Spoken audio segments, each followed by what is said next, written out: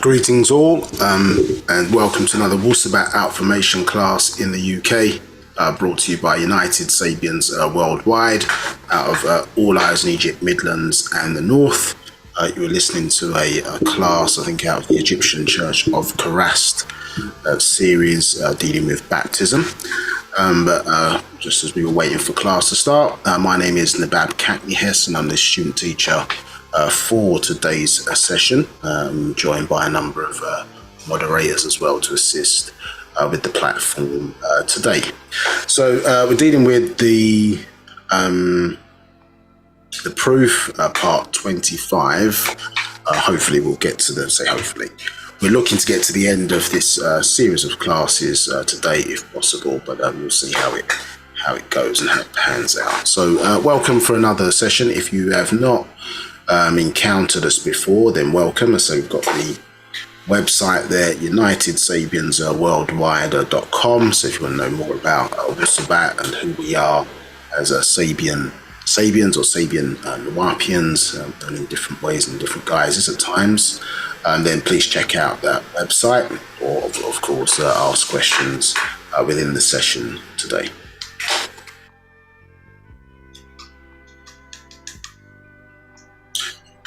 So what we're going to do, I think there was a sound check done earlier, so I think we are okay on sound. If there is any issues, then by all means just put some feedback in the chat area and then we'll respond accordingly. If you've joined us by way of the internet, then you should see on your screen Wu-Sabat Outformation Classes UK and a picture of a paper as we spread that good news in this day and time. If you join us on Facebook Live, we're not monitoring the Facebook chat at the moment, but obviously if you want the full interactive experience, please feel free to join us on Zoom. Any questions you put in there will be picked up, as I say, later on in the week, if not, later on in the week, let's say that.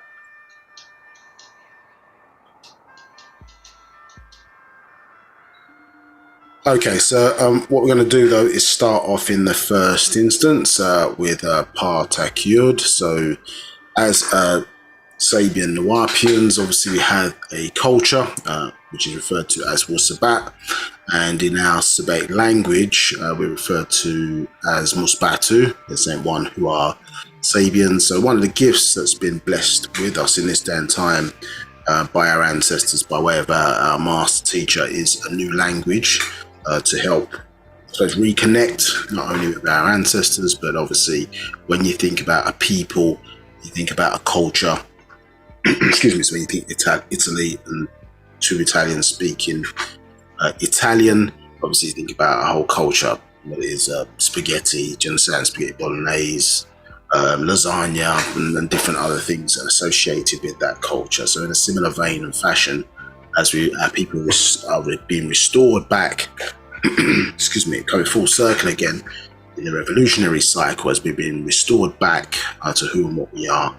One of the things being gifted in this day and time is recreating or reimagining of our own language in this day and time, not spoken, I suppose, for several thousands of years, but at the new cycle information, this is one of the gifts that we've been blessed with. So I'm going to start off the class by giving you a taste of that with falsehood, the affirmation, excuse me, in that regard. So just bear with me one moment. Oops.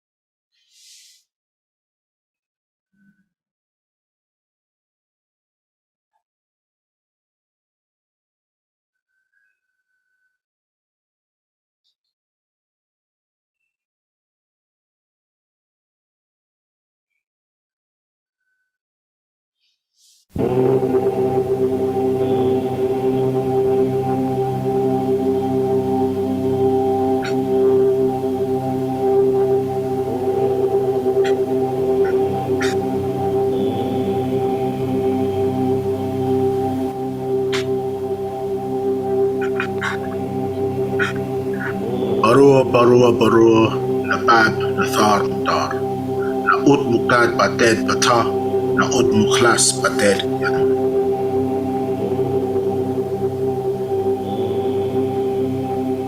Takyud. Anuki jawef pa ashuk empa paut. Kalel ashuk kawun jawef neya. Anuki kasam empa paut. Paut kawun kasam emneya. Anuki wahu ameh paut. Paut kawun wahu ameh neya. Nakuk kadur najuk ameh kasam empa paut. Habub ameh mushahas Nakuk kadur kawan kalel pafef nakuk arud jawef paut. Ameh wase ameh aradni kawun layei pakoe jawef paut. Anuki abed biye nafashni paut kawun anuki paut kadur nakuk kadur paut amur nakuk amur.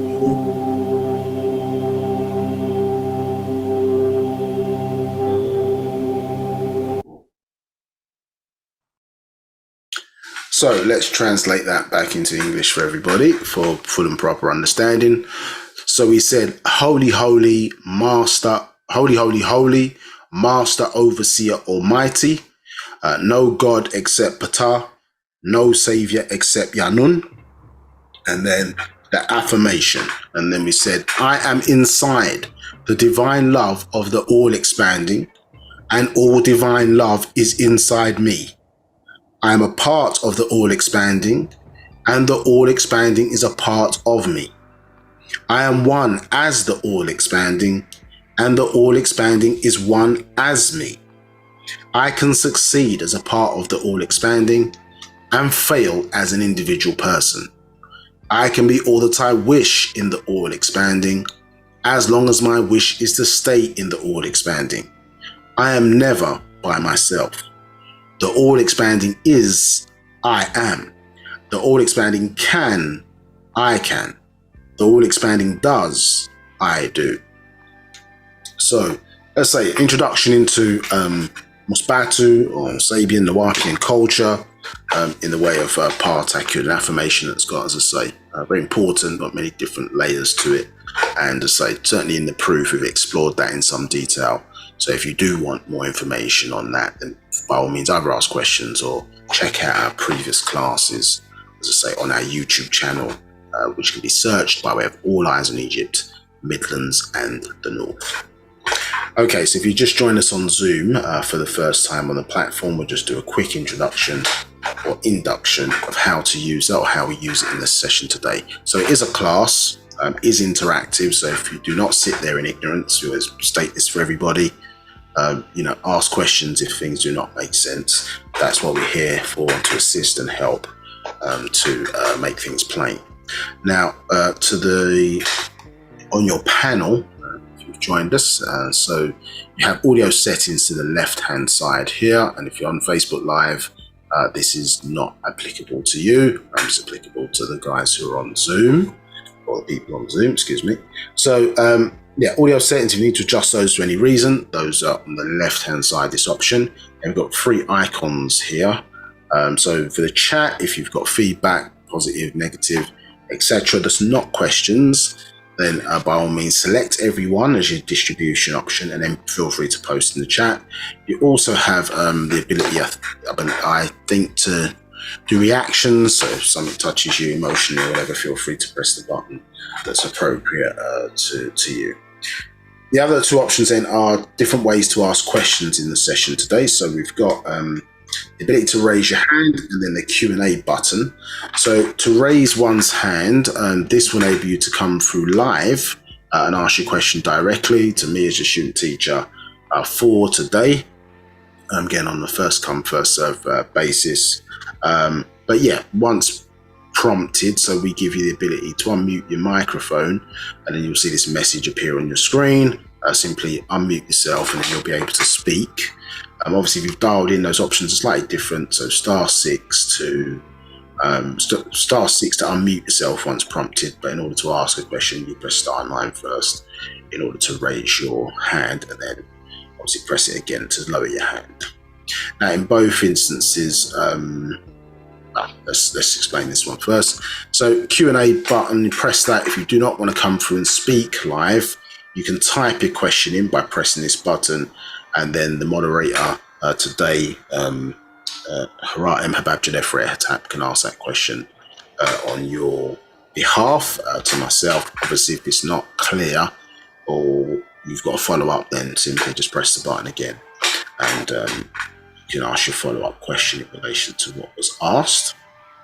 So again, so when in both of the options, I should have said before, when we do give you the ability on the previous one, I suppose, to ask your question, you do have the power to mute and unmute yourself. So simply, once you've asked your question or you've finished your interaction, then press the button back again to mute yourself so you don't disturb the rest of the class today with any background noise. So as I say, those are two ways to interact. Feel free to do so, as I say, to get your questions answered in today's session if, as I say, what's being expressed to that was not clear. Okay, good.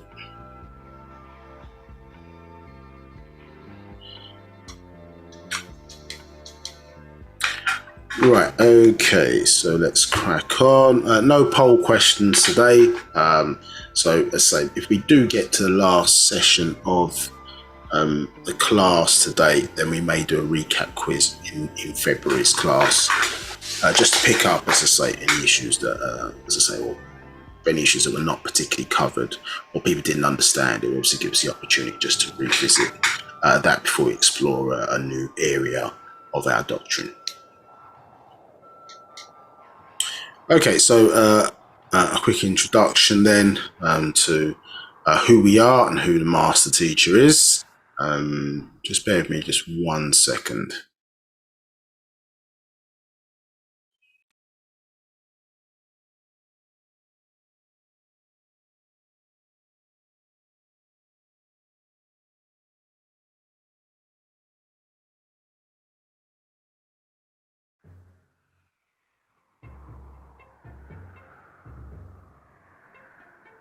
Okay, I'm back. So, who is the master teacher? Well, the founder of our organisation is a person by the name of Dr. Malachi Z. Kabina York Okran, born in Ghana, Takoradi in West Africa, June 26, 1945. Takoradi is in, Ghana, West Africa, and he's by way of his mother, is from the Iwe tribes, a part of a group of tribes known as the Akan tribes, A-K-A-N. Iwe is one of those. You have different types of Akans. I'm probably more familiar with Ashanti, for example, is one of the most famous tribes out of the Akan tribes. You have Nzima and other tribes. So Iwe tribe is where it comes from the mother's side, obviously genetically. And we know even on the Ghanaian heritage side of things, it is a matriarchal culture.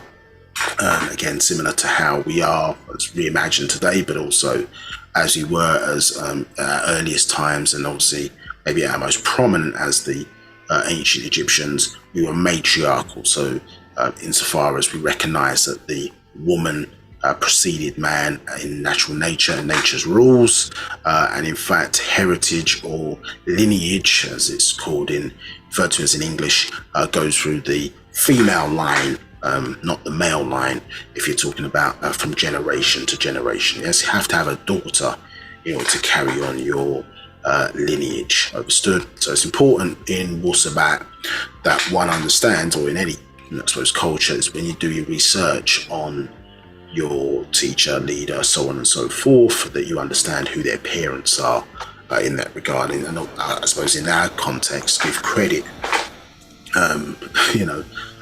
to that, obviously, if they've done positive things within the society in which we all live today. Now, so looking at that, then, so on the sacred feminine side, his mother, Mary Abba Akran York, also known as Fatima, born March 10th, 1929, and transitioned in August the 4th, 2012. A very wise individual who wrote several books herself, you understand, based on life experience, conveying her wisdom as an elder to the world. So very most important, as I say, sacred feminine, born in the last 6,000 years, because obviously her giving birth to the master teacher by way of Dr. Malachi KZ York is the mechanism that our obviously ancestors chose to bring this new cycle science back to their children and our people, to plug us back in and restore that connection, as many other races have on the planet. You understand, deities in their image and after their likeness, and they have a strong connection with their ancestors, assisting them to progress within this society. But it seems when it comes to people whose freckles are too close, like us, then they want us to worship other than self and kind. Understood? So the pathway or the culmination of many great teachers that we've had, and many of both male and female, but the culmination of bringing all of that together into a coherent, logical set of actual facts, guidance, obviously in a 360-degree holistic fashion, was by way of, at least physically, Mary Abbott Akran York, and her birthing and crafting the master teacher by way of her womb and her imagination as chosen by partner God. So this is her in, as I say, one of our cultural attires, and so we point out in the class, obviously this symbol here, lotus flower, a symbol of regeneration associated with the woman today and in previous times.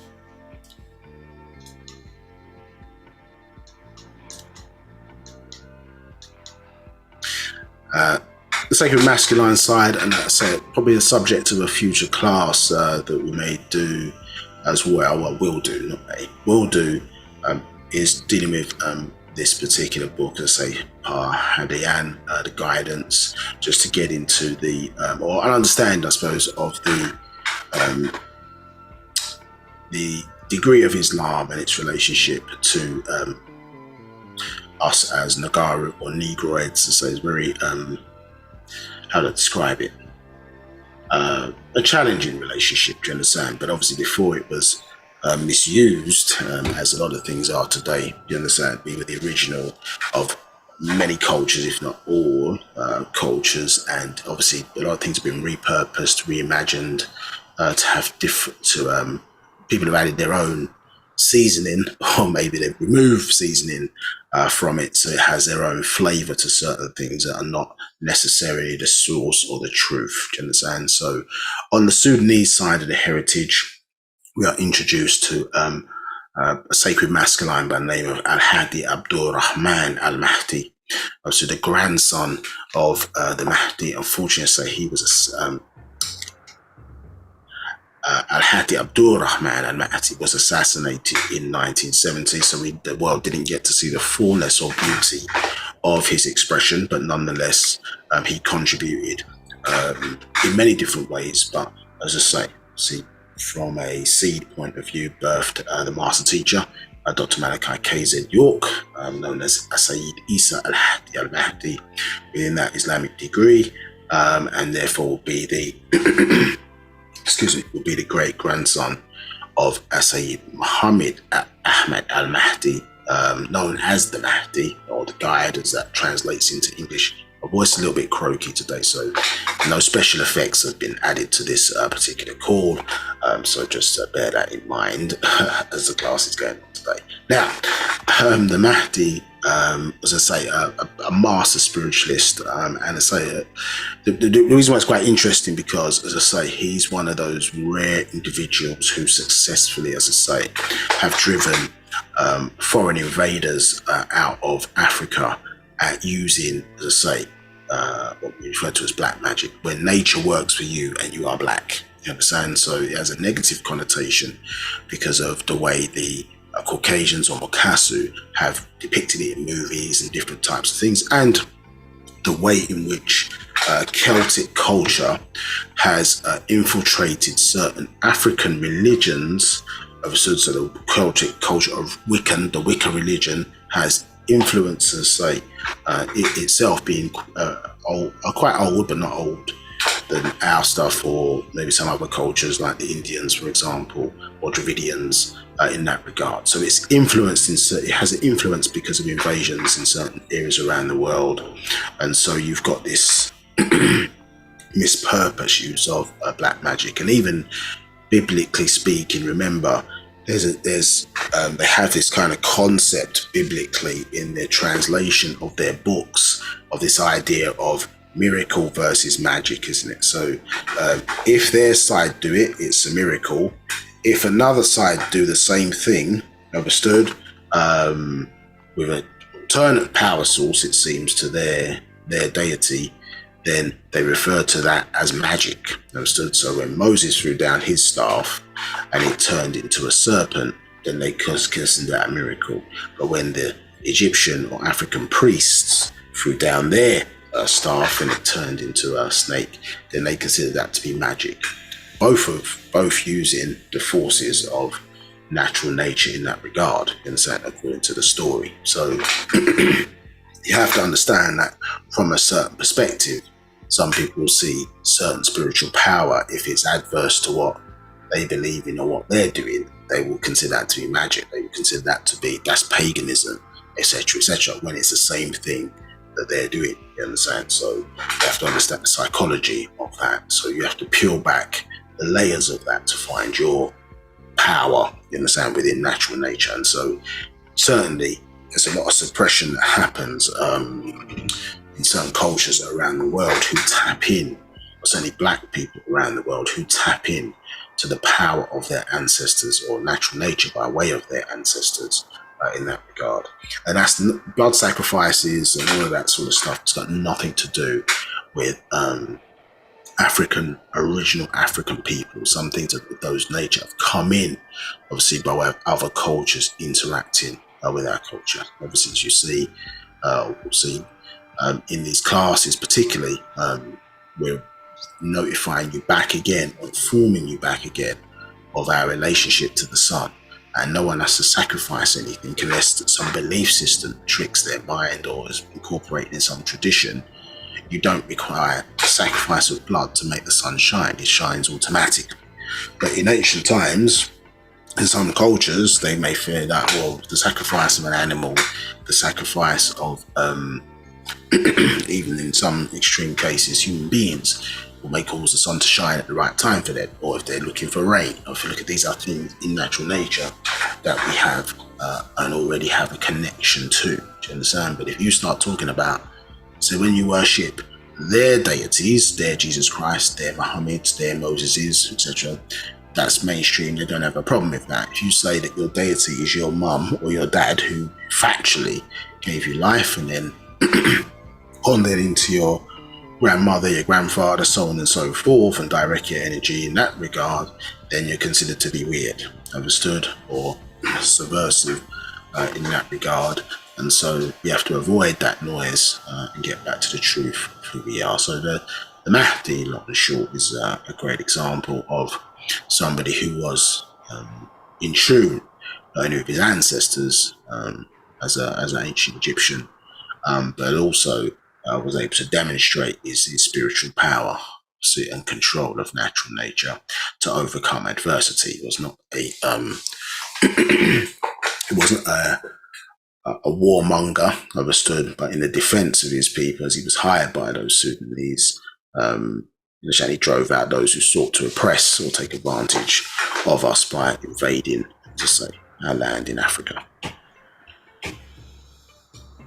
Okay, and this is a picture of Master Teacher as Isa al-Hadi al-Mahdi at age 25, when he claims to have had, excuse me, just bear with me one second.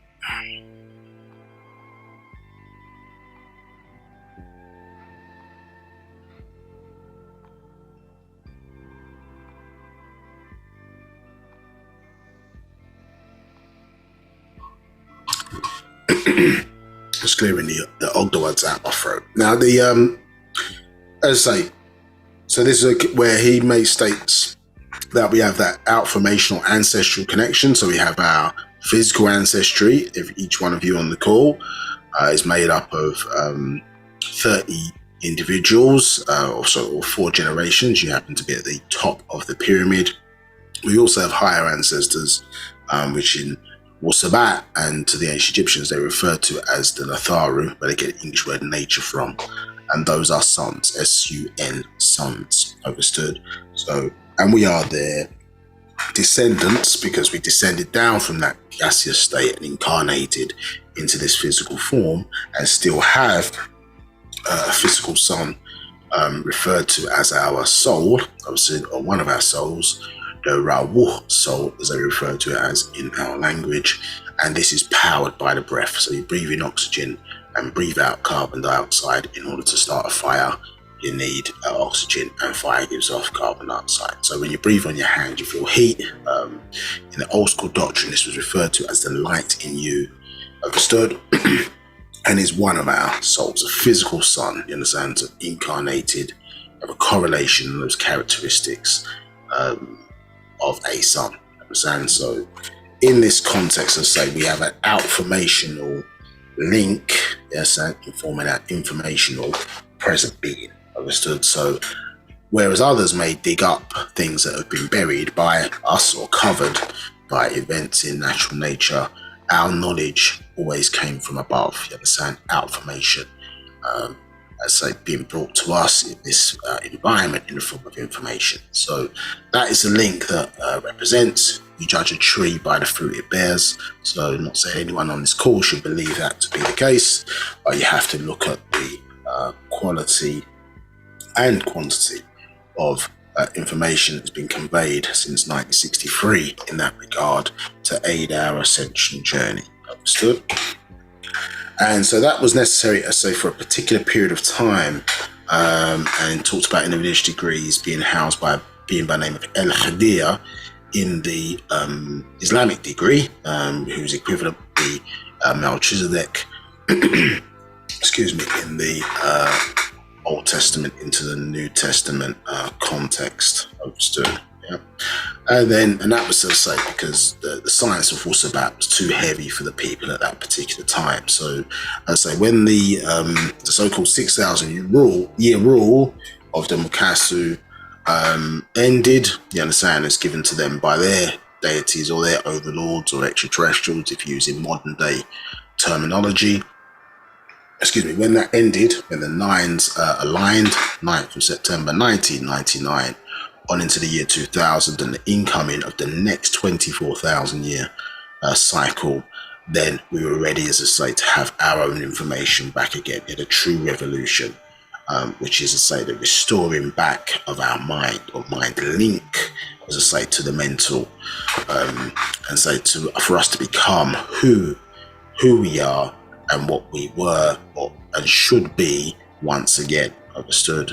Being restored back and realignment, as I say, with our own culture, connected to our own ancestry, understood, and our own language back again. So this was obviously being there now conveyed to us much more directly past the year 2000, where we would have, or this incarnated master would then focus the second 30 minutes. So each of the 24 elders symbolically is given 1 hour, understood, symbolic at different times of different time periods, but in this time period, 1970, obviously down to 2030 would be symbolic of an hour. So the first 30 minutes was focused on the old cycle knowledge, obviously dealing with the religious degrees, preparing you then for the second part of your resurrection, so to speak, or mental restoration, you understand, where you would now learn about what some in the world consider to be the Egyptian mysteries, but mysteries is really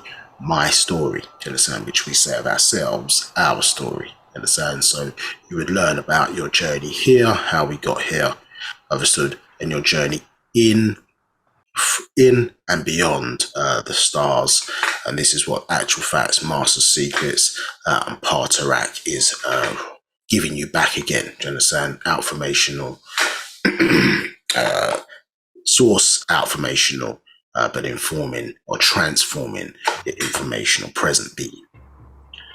Okay, and so therefore the internal one known as Nabab, Yaanuwn, is the internal being driving us, teaching us in this day and time. But the vehicle or vessel, which is described in many different cultures, in fact, but this Amun Nabab Rei Ahakhtar is how we know it in Wu-Sabat today. In ancient Egypt, that being was referred to as Tahuti, and so in many different guises in different cultures. This is a mechanism introduced by our ancestors to help us, as I say, stay linked in, close to, as that aligned with them, as I say, because once we're not aligned with our own ancestry, once we're not using our own spiritual science as a race, then obviously clearly this misalignment is the downfall, you understand, of our race, and allows us, as we find ourselves today, under a spell, making ourselves subservient to other races, you understand, when we follow their religions and not our own. Do you understand? So it seems acceptable for them to follow their science that works for them, works for their race, tells them what's best for them, what direction, etc. they should be following. But when we want to do our own thing, now it's considered to be subversive, you understand? And needs to be clamped down upon or stopped, whether it's Caucasians saying that or our own people with a Caucasian mindset saying that. It seems to be problematic. So, you know, we seem to be the most vehement supporters of religions that in its essence works against us. Do you understand? So there's only so much clean up of poison one can do. It's still poison. Do you understand? So whether it's in a small amount or a larger quantity, it's still poison. Yeah, or incompatible with your progression. You cannot achieve greatness, or say not greatness, but you can't achieve your full potential emulating after others necessarily who don't look like you. Yes, because whatever the limits of their greatness are, remember, we've got another level that we can go to, because our structure, understand, and infrastructure of us is built differently. Do you understand? So there's a difference between 9, a difference between 6, and a difference between 3. Understand? And then how we look, and you got to look in the environment in and around us. Who's closer looking to what we see out there in what the world is contained within, outer space? You understand? Who has the characteristics, you understand, of the sun, one of those, if not the most powerful physical entities within the universe? Who has those characteristics? Do you understand? So when you're looking at those things and seeing this correlation, then this is the proof sometimes of the things of the world that we cannot see, our relationship to natural nature and the patterns, etc., that we see therein. All right, let's get into, if you want to know more about who we are, as I say, check out our previous classes, or by all means, check out the website, United Sapiens Worldwide. But let's get into where we were previously in relation to part 24 and where we had finished off.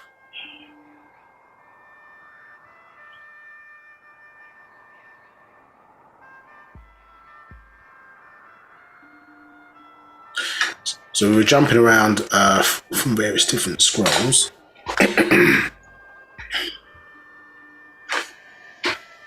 But when we landed thereabout on the page that we're looking at the moment, and this is from the proof. I'll try and remember to just cite. This is called The Proof by way of Nabab. This is page 66 of that book. And we were exploring, because we had gone out to other scrolls to come back around to this scroll. Sorry, is there any questions? By the way.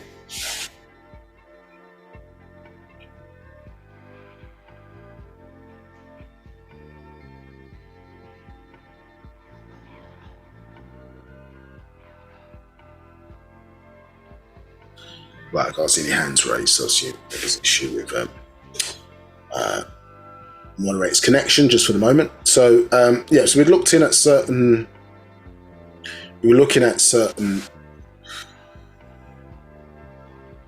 certain what we call safaf, understood, and say how we'd say we've gone away to come back again. So in order to understand what was happening in the proof, we jumped into another number of different scrolls within our doctrine, and that's one of the greatness of the master teacher in that regard, is that basically the amount of work that's been put in since 63 means that we have a laboratory of outformation in the form of information that's been translated oftentimes, whether it's holy books that are considered holy in this society, whether it's the Torah, Tefillim, i.e. Psalms, Book of Revelations, and various different scrolls that are out there, or the Egyptian Book of the Dead, for example, which should be called the Coming Forth by Day.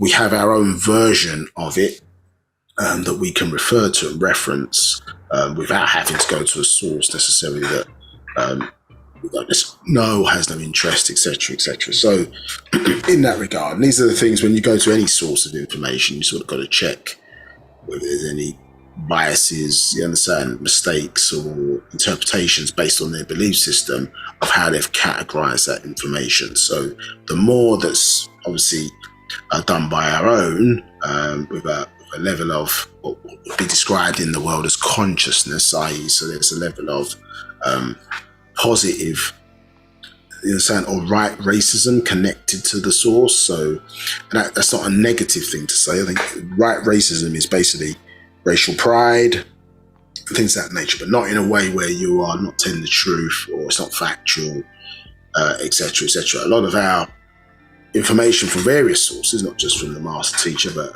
like a Sheikh and Diop, for example, and things of that nature, or Dr. Benya Cannon, or things of that nature. Remember, they had a vested interest in correcting misinformation that was placed out there, but using, you know, maybe from their sources, more, I say, traditional academic viewpoint in terms of that correction. So, you know, science sources, or from an archaeological point of view, maybe there's certain protocols that one has to follow for certain information to be categorized or respected or classified, do you understand, within various bodies or whatever that they report into. So it's another type of journey, but the point is that they were doing that to correct, bring the truth out there, but also, you know, restore whatever pride, you understand?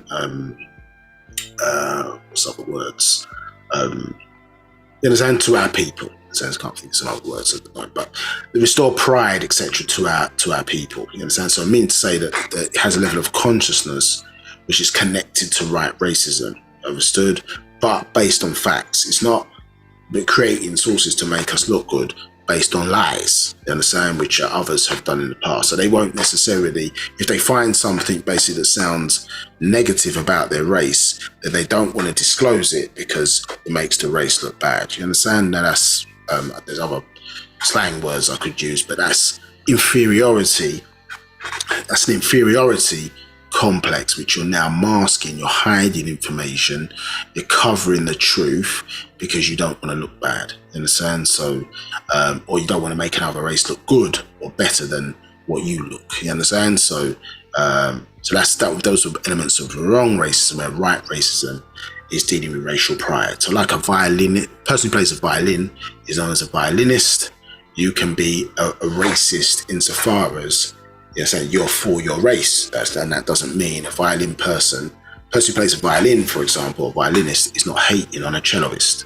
They're both part of an orchestra. Do you understand what I'm saying? And both understand their contribution to making whatever music, positive or agreeable music that they're trying to put out to the world. They're not competing against each other. Whereas wrong racism is a suppression of another race to further your own race. And this is what we've seen as the diseased aspect of racism, which, let's be honest, is devastating, or has a devastating effect, can have a devastating effect on those who are victims to it, as we've seen with what's been purported on the black race. And even worse, when it's called out, it's often denied there's even an issue. in that regard. So, so going full circle, as I say, was necessary. As I say, that we've had various different sources in relation to what we have to understand in relation to race. So sometimes when you're pointing it out, the wrong that's been done, they want to make you to make you out like you're the wrong racist, when we're coming from it from a point of view of right racism, i.e., listen, the foundation of all human beings should be fact-based. You understand? Not myth-based. Yeah, so we want to be factually based. So it's something that we can confirm, it's something that we all can know. And actually, if we all see ourselves as one human race, then it's something that we can all embrace. You understand? But you have to accept the fact that nature has chosen to express itself a certain way. Natural nature has chosen to express itself a certain way. And when you were the ones who thought that you were those guys, you understand, we accepted that and lived within it and lived with it. You understand? Now the truth is that it's not you, and it's others, mainly. The source of that is ourselves. Now you can't take it. You understand? So at the end of the day, we can't afford to live off or live by the insecurity of others. We have to restore our own security, consciousness, links, culture, etc. If our people are to be restored back, which is for the benefit of all races really on the planet Earth. Now, to understand the hidden, obviously, or world, our ancestors used the Safaf, which is falsely called hieroglyphs. Understand, but Safaf is the proper name, or Safabat, plural. And so we was understanding, obviously, about these different terminologies. So, excuse me. So we see here that this new bowl and then the tat symbol here, so nut, we see, is making reference to the fact that we have these what they call the smallest things within existence. They're brain etheric seeds or nuts. You understand? And so what we're seeing reflected here in this outformation context, obviously coming down from above. Obviously, it's kind of, because this is a symbol, as you see there, for the sky, and it would obviously, like in P in English, has a P sound, or should have a P sound, but it's not always consistent, like word psychology, for example. So the P sound is where you see that patat, so the P sound is what you use it to create in the combination, depending on how it's utilized. And we spoke in the last class, part 24, regarding the Sacred Nine, and in relation to also, so Sacred Nine, or the Enneads as it's being referred to here, obviously is the makeup, or us as human beings when we revolved onto land, you understand, from the water. So we don't originate from monkeys, whether along the line simian DNA has been intercepted within our genes, understood, as we read about, I suppose, in the Holy Tablets, chapter 1.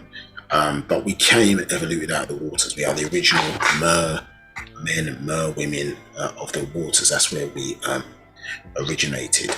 But we started off in the waters first, and that's known as our Ogdoad phase. And then we came onto land. This is known as the Ennead phase. So we have two stages, which you see is replicated again in any natural birth process. So our origin and then how we give birth today, you see, it's all still remains the same, but you have to understand, as the Holy Tablets expresses in a very, very excellent way to change our mindset, is that we started off obviously as single cell amoebas. This is the early part of us as human beings, at least in this physical structure. It's not our origin, but it's our origin as a race. You understand? So you have an individual clock, you understand? Excuse me, starting from your zero time reference, you understand, when you came into existence, and that's when your clock starts, so to speak. You sit within Also another clock where we came in as a race into existence, obviously in this physical structure and form. Understood? So Ogdoad's first water phase, and then on to Ogdoad's was his birth in the sacred 9, or the Enneads, and then these 9 gave birth to Ha, isn't it, by way of the reused seed of Asar, or Osiris as they have it there, by way of an Ashtat, you understand, and that gave birth to Hara, understood, who is what they call a demigod. So half Natharu, half human being, or human being, or human being in that regard. Do you understand? So a hybrid, obviously enabled to, so the physical manifestation of the Natharu in physical form, but clearly able to, you understand, work or survive in this water environment without the need of apparatus. Yeah, so you're not going to have to wear a spacesuit or something because we're slightly different, or we came from a different place than what our ancestors did. So we can go to another planet, for example, we go to the moon, or you went to Mars, for example, as a human being. You would have to potentially, based on our technological limitations, you would have to put on some kind of spacesuit. Yes, but obviously beings of higher technology adapt genes and genetics of environment so that your physical form can then be the spacesuit, so to speak, but that takes time.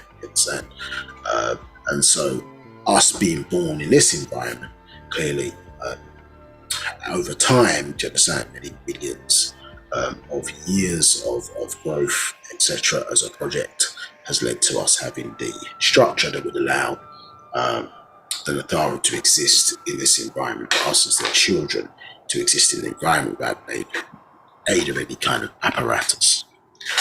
Now, we touched on this particular diagram that we're looking at, showing really how we arrived here, how we got here, so our story, so to speak. So we were dealing with a few things that we introduced, so maybe go into that in last week's class and go into that. The points I suppose you wanted to just retain before we get into some of the detail for today's session is that we see here this same patat symbol, yeah, which is the air, atmosphere, or sky. But when you see it inverted now, you see it relates to outer space. So in us understanding and getting back into the minds of our ancestors, you know, so as we said previously, you're getting people from very humble beginnings within our people. Not all of us came from humble beginnings, but a lot of our people come from humble beginnings, and now being able to explain, you know, the mystery of, you know, these symbols clearly playing our story once again. So showing that connection is being restored as it should be, as Wu-Sabat is coming back into the forefront of the minds of its posterity or the descendants, understood. So we're seeing here this inversion, understood, and we can see here again, so we see water here in this context is naturally occurring water, and so we now have to sort of pay attention to some of the subtleties. So we see that the line is completely filled in, and in this instance representing liquid, for example, or moisture, then we see that it's just an outline of the same shape. So these kind of changes and subtleties, yeah, we have to sort of pick up and recognize as we get back into the minds of our ancestors once again. And we see the construction of, which looks like a pyramid here with 9 different blocks, understood. So as we see ourselves sort of arguably maybe descending down, descending down. So as we come in here, I'll see here, circle part is related to the womb, the downward part is related to the phallus symbol. So again, when we're looking at the phallus or the penis, obviously, yes, it's become associated with the sex force, you understand? However, if you take the kind of lust element out of it, remember it's a delivery device or mechanism, do you understand, to carry certain things forward. As is the womb, its greatness, you understand, is a life cultivating environment, understood, so which we control and house, etc. But obviously these can be abused and misused if not used correctly or properly. But these are all symbols, so showing life. So the reason why it's key to the next world is because you live through your children or your progeny. Do you understand? Important, you see here again the physical sun in relation to it being one of our higher ancestors, and we were that or are that. Understand? When we descend down, we retain that sun within us. We're burning black. Understand? As well as obviously being melanated beings, but also burning black. This is why I say when you stop breathing, you lose the intensity of color in your skin. Understood? Others don't have that. So the question is, well, what do they have inside them that they're not burning to the same degree of blackness as we are? Understood? So, and they're alive, considered to be alive, in that regard. So if you think about it, when we were teaching, well, 9 ether is 6 ether in death, and 6 ether is ghost in death. You understand? Well, when I die, I look Caucasian. You understand? Because my skin is, if you basically remove the air, so if you cover your finger, for example, if you're black, no, they call maybe black, but if you're black and you take the air out of by maybe covering your finger basically with a plaster, or maybe sit underwater for a long period of time, so you're not breathing, do you understand, obviously in the same way, for example, yes, you're not taking in oxygen, then what happens to your skin? You understand? Well, if you cover that finger and you kind of constrain blood flow and oxygen to that particular vessel, when you take the plaster off of your finger, what happens is you lose color. So in that way, you turn Caucasian. Do you understand? Your skin becomes transparent. Do you understand? So the point is that if breath is the thing that's powering me in physical life, then I look like you in my state of death. Do you understand? Then you understand why 9 ether becomes 6 ether in death and 6 becomes 3 ether in death. So even though you're alive, when I'm looking at you from my perspective, you are the manifestation of death. That's not racism. That's what I'm saying. Death can mean low energy.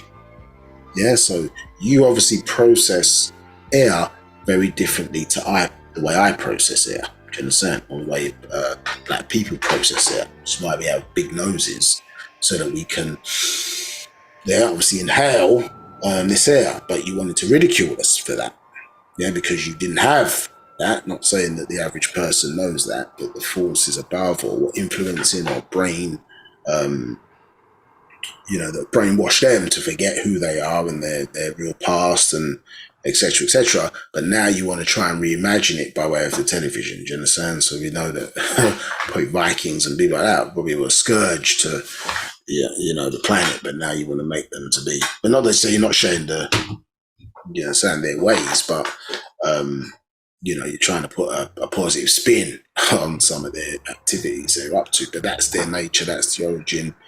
Etc., etc. Were they spiritual? Yes, they were spiritual. And so as far as linking into their ancestors in that regard. But what it's showing you is that people on the planet process the things of this planet or coming into this planet differently. So that makes us different. Yeah. So, but as I say, you somewhere along the line through the media, I'm not talking about the average person necessarily on the street understanding this, but through the media, you made your way of doing things superior, understood, to nature's way of doing things. Understand? So, as I say,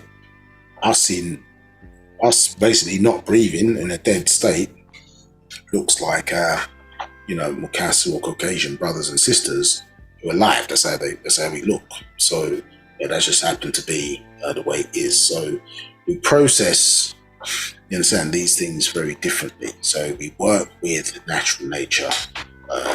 And that's just part of who we are, and this is why I say it's important. We have to restore things and be able to look at things from different perspectives, but more importantly from our perspective, because that's the bit that's missing from the world today, which everybody seems to have stolen but not given credit to the original sources. So again, moisture between the two layers, outer and in space, which we understand from a planetary perspective. This is obviously naturally occurring water, but in the system. And then this is dealing with Earth. Yeah, these three circles as you see them here. You understand? So all of that is denoting then us constructing a physical structure that allows the mental aspect of ourselves to be able to express itself. Do you understand? So this is what we're kind of going into and talking about in some detail. And then but prior to that phase, obviously it talks about these Ogdoads in this regard. So let's look at that. We touched on it, I think, last week, but let's get into it in a bit more detail. So we're going into this book here, The Coming Forth by Day. And one of the things that is interesting, we were talking about time, remember, and expressing to you the fact that the true time in essence is now, and within now you have multiple thens, then of the past and thens of the future. Yeah, and so you've got a book, for example, that's being written in terms of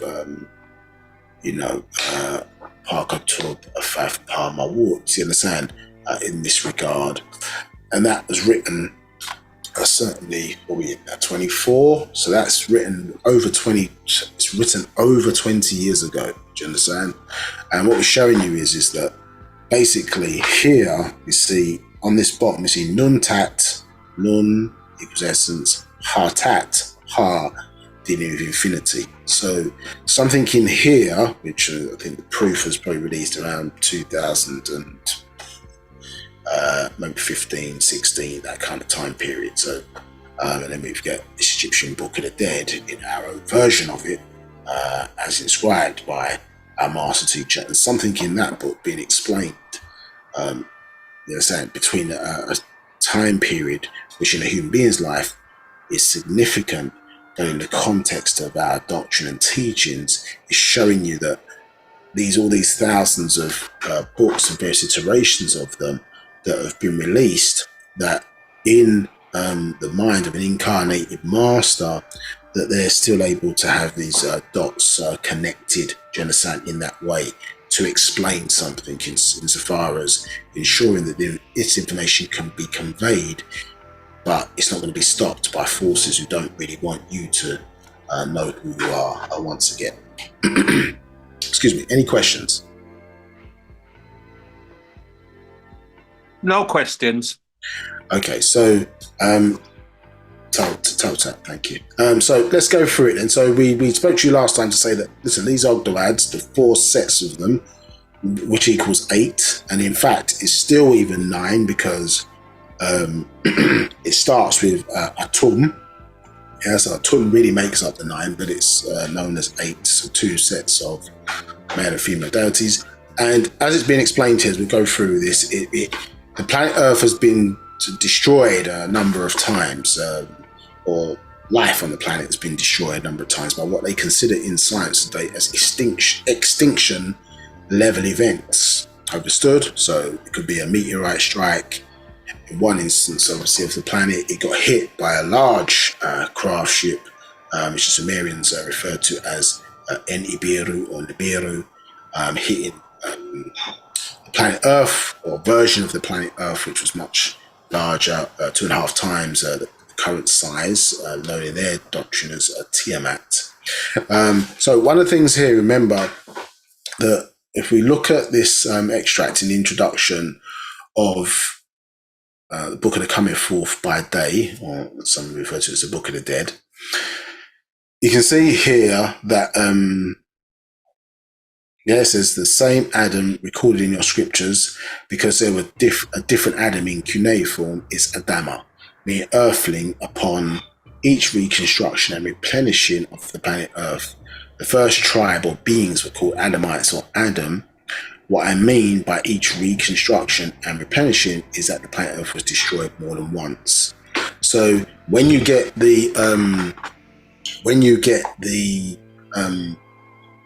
this reconstruction, in some cultures they've recorded it in different ways. And this is where, remember we were talking about, I think in a couple of classes ago, where you have this problem with the lost records of time. And this is evidently shown here. So we can see here in one set of cultures, those first two sets of beings are known as Adam and Eve. In the Sumerian culture, in this first stage, they're referring to the same incident as Apsu, and Tiamat. And to us, as the ancient Egyptians, it's known as Nun and Nunet. Now, Egypt, or us as ancient Africans, it precedes Sumeria. At one time, the world thought that Sumeria was the first intelligent culture on the planet Earth, until they found a man named Gunter Dreyer, a German archaeologist, found advanced Egyptian writings basically in Sumer, which is Iraq today, which basically was older than the Sumerian culture. So this is the issue, and why even when, as you're trying to correct it, in Wu-Sabat, people get confused because the names changed, or one time we were, one time we were locked in and had a different set of titles, you understand? And we're following a certain culture, had a certain name for our ancestors, then we switched, you understand? So, and in fact, one of the meanings, I think, in Arabic of the word Sabian is one who changes, well, that's me by a brother recently, one who changes their culture, one who changes religion. But you can see why, as we had the methodology that was applied to us was to unravel the confusion that's been caused as our story has traveled around the world. Do you understand? Because people have copied our certain events and then recorded it in their own way to take the glory or the props or the clout. You understand? So they could look like, well, they were the origin of things, when in actuality there's an older culture where the story originates from. The other thing here is that, as you can see, Apsu and Tiamat are depicted as human beings, for example. However, Tiamat is also a planet. Do you understand? So at certain points, remember, we are recording, or we may name, planets after certain people who have either exhibited those characteristics or have been so impactful in a society that in order for their name to be remembered through the ages, we've named a particular structure after them. Now, people name, on Earth, they name roads, cities, buildings, etc. But if you are an interstellar species, then you may name planets after, or a sun after. Do you understand? Which was maybe previously a planet. So we're on that particular level.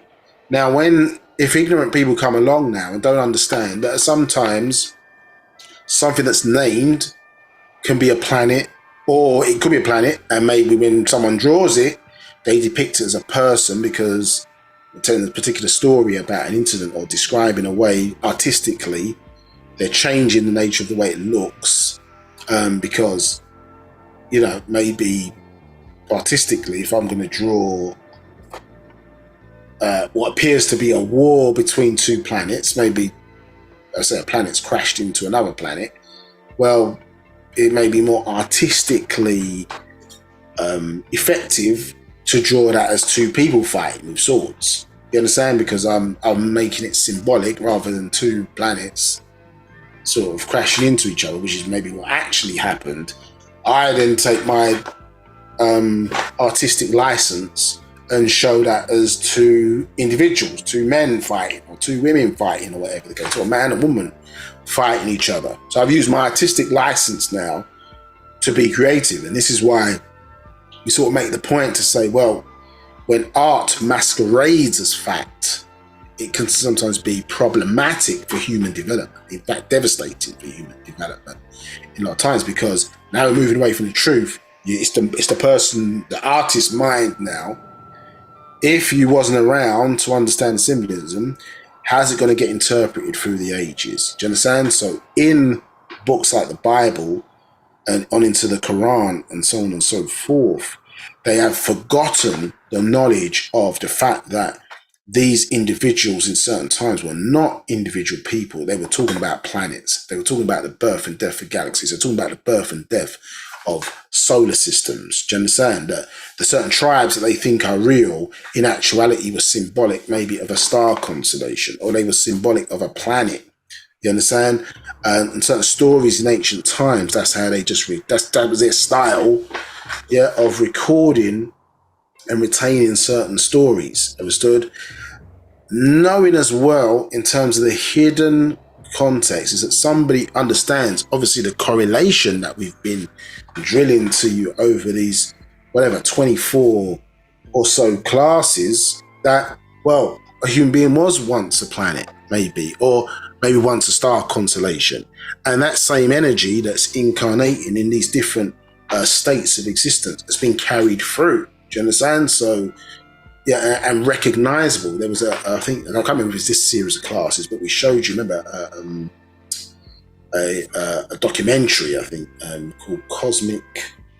The name of it, the second part was gone from my head. Somebody in the chat may recognize. I think it was called Cosmic something. There's a second part to it, but it was a South African astronomer who was going around Africa, and he was basically recording with different cultures how they did astronomy. So he was comparing modern astronomy to ancient astronomy. I can't remember the thing. Somebody in the chat may look it up. So Cosmic something. I can't remember the part of it. And this was showing that in certain cultures, they recognize that understanding. Do you understand that we were once stars, for example? In some cases, for example, like the Dogon. If a light went out, which was a star dying, for example, when they're looking up at the space from Earth, and a light went out, means that a star had died. And obviously, as you know, it takes many years for that light to reach this planet. So that star or whatever constellation there disappeared, many millions of years ago. But obviously, its light that it's projecting is only just hitting Earth now. But when the light went out, the Dogon priests, for example, would basically do a stone layout of the sky, but then relate it to the people who were living in the tribe. So they had this kind of spiritual understanding. And then basically when that a light may go out in the sky, the priest would say, somebody in the tribe's going to die. I think in the documentary, somebody passed. You see what I'm saying? So there was a correlation between those who were living in this current physical form and how they lived as a star. Yeah, so that's in our culture as well, isn't it? We name certain star constellations after key people. So some of those star constellations, for example, like who they refer to as Orion. So in their culture, they've named it after their deities. They're mythical deities, isn't it? That's why we say Orion star constellation. You understand? Or Mars is why Mars is called Mars. It's named after deities in somebody else's culture. Mars can be, as you know, it's the god of war. It can be depicted as a person. Yeah, like Venus is considered to be the god of love. So the names of the planets are named after, obviously, Roman, in this instance, Roman culture or romantic culture, understood.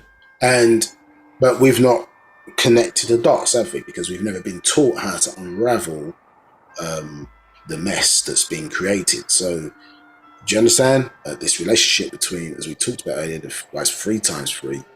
Obviously, we've got this us as human beings, we've got the planetary environment, and then you've got outside the planet. Planet sits in another environment which the stars sit within. Do you understand? And there's obviously a correlation between those triad of environments. And so that might be said 3 times 3. You understand, which equals 9, because you're understanding that things change from a certain perspective or certain environment that we may be in. So a lot of our doctrine and others' doctrine, especially if you're born in this environment, remember, is from our perspective looking outward, but it may have been informed in a lot of instances by others who are not of this planet, in a sense, looking inwards. Yeah, so and understand those differences and between, etc., is how to understand the way the game, so to speak, or this knowledge or information about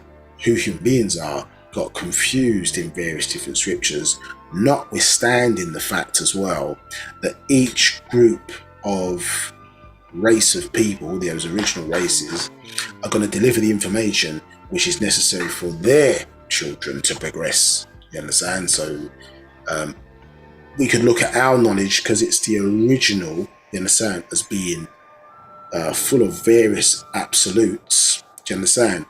But it's still, from our perspective, it just happens to be the original perspective because we were here before anybody else. Whether we are the source of that, everything after the source is going to be a version. Understood? So not necessarily, and that's also version is part of the illusion. You understand, of what is real versus not real from a certain perspective. Understood? So this is a long way winded of saying, yeah, that you see, because it's named different things in different cultures, that, okay, biblically, that's they're referring to an Adam and Eve, but it represents a starting point of two beings or a tribe, because the Adam, even in their Bible, I think it's Genesis chapter 5, verse 1, it's referring to Adam as a tribe, you understand? Yeah? Not just an individual person, as it seemed to be drilled for many years from pastors and preachers who don't know any better, you understand? Or if they do know, they're maybe not teaching the correct knowledge, you understand, in that regard. So, and then we see another culture, Absent Tiamat, and then here we see Nun and Lunet. Understood? So the first stage of this Ogdoads, you understand? Excuse me. Obviously, here in ancient Egypt, Nun, deity of the ocean, Lunet, female deity of the ocean.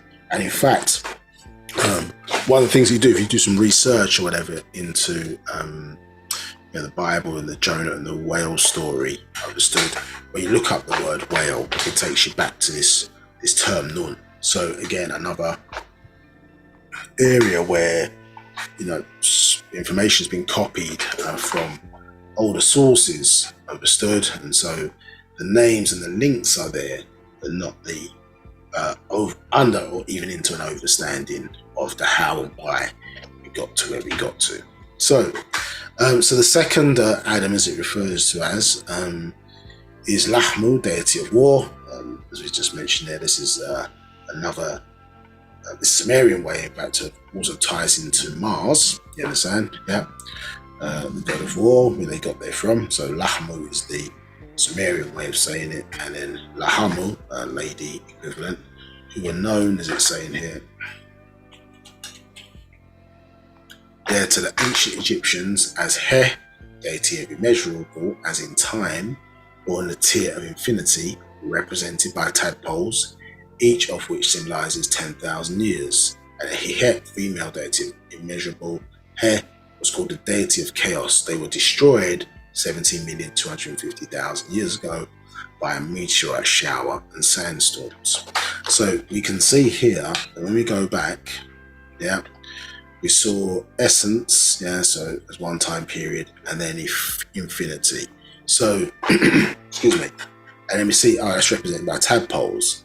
Well, obviously when we were in the waters, a single cell, so we see essence, we can see, okay, well, that Nunet is dealing with, you know what I'm saying, when we were first seeded here, you understand? And then, obviously, in this next phase is obviously our growth in the waters of water creatures. So we look at a tadpole looks like a sperm, but we know we started obviously as single cell amoebas, do you understand? Developed into protozoas and many different kind of complex sea life forms, you understand, within the waters of this planet, understood? But then 17,250,000 years ago, those will be familiar. This was basically not only the coming here of six-legged forces, but the destruction of the dinosaurs. You understand? So these great lizards, you understand, were in actuality, yeah, basically ruling the planet, so to speak, and eating, humanoid beings, particularly at that time as well. and there was an imbalance on the planet. Do you understand? So therefore, what was described as meteorites was sent here. Do you understand? To restore that balance. So they destroyed most of the surface life forms on the planet, but then left, as I say, the creatures obviously based in the waters to some degree, or to reduce down these great lizards so they wasn't so dominant. Understand? So then it then gave birth to another series of what's been described as Adam and Eve, with the fathers Kek or Cat Tat. Do you understand? Again, here, saying another meteorite shower, it's happened about 2,250,000 years ago. And then this fourth set would be this Zakara and Nekebu, maybe familiar with more people, as I say, of the Bible, but then in Samaria, as you can see there, in Samaria, associated with Anu and Kisha, excuse me, as a mother father of Anu. So there's humanoid beings here, which obviously by, I suppose, today's times would be around about 50,000 years ago. So the biblical story, do you understand, is not the beginning of, well, it's a beginning within, you understand, it's a beginning within a period called the beginning, do you understand? And so obviously the planet was already here. So the planet was already here when that happened. Then the solar system was here, the sun was here, obviously the Milky Way galaxy was here. So that, of course, it was not the very origin of things, as Christians, so-called Jews, you understand, of Judaism, and obviously Muslims who revert back to the scriptures that came before the Quran, attested to. Do you understand? So, and as we know, Jeremiah chapter 4, verse 24 to 28, verse 28, talks about the period before Genesis 1:1 comes into play. Do you understand? So again, this sort of destruction has taken place, and then a new sort of Adam and Eve, symbolic of a restarting, basically, of certain tribes of people, as they came back into play. Do you understand? And so 50,000 years, remember, is 7 periods of 7,000 years.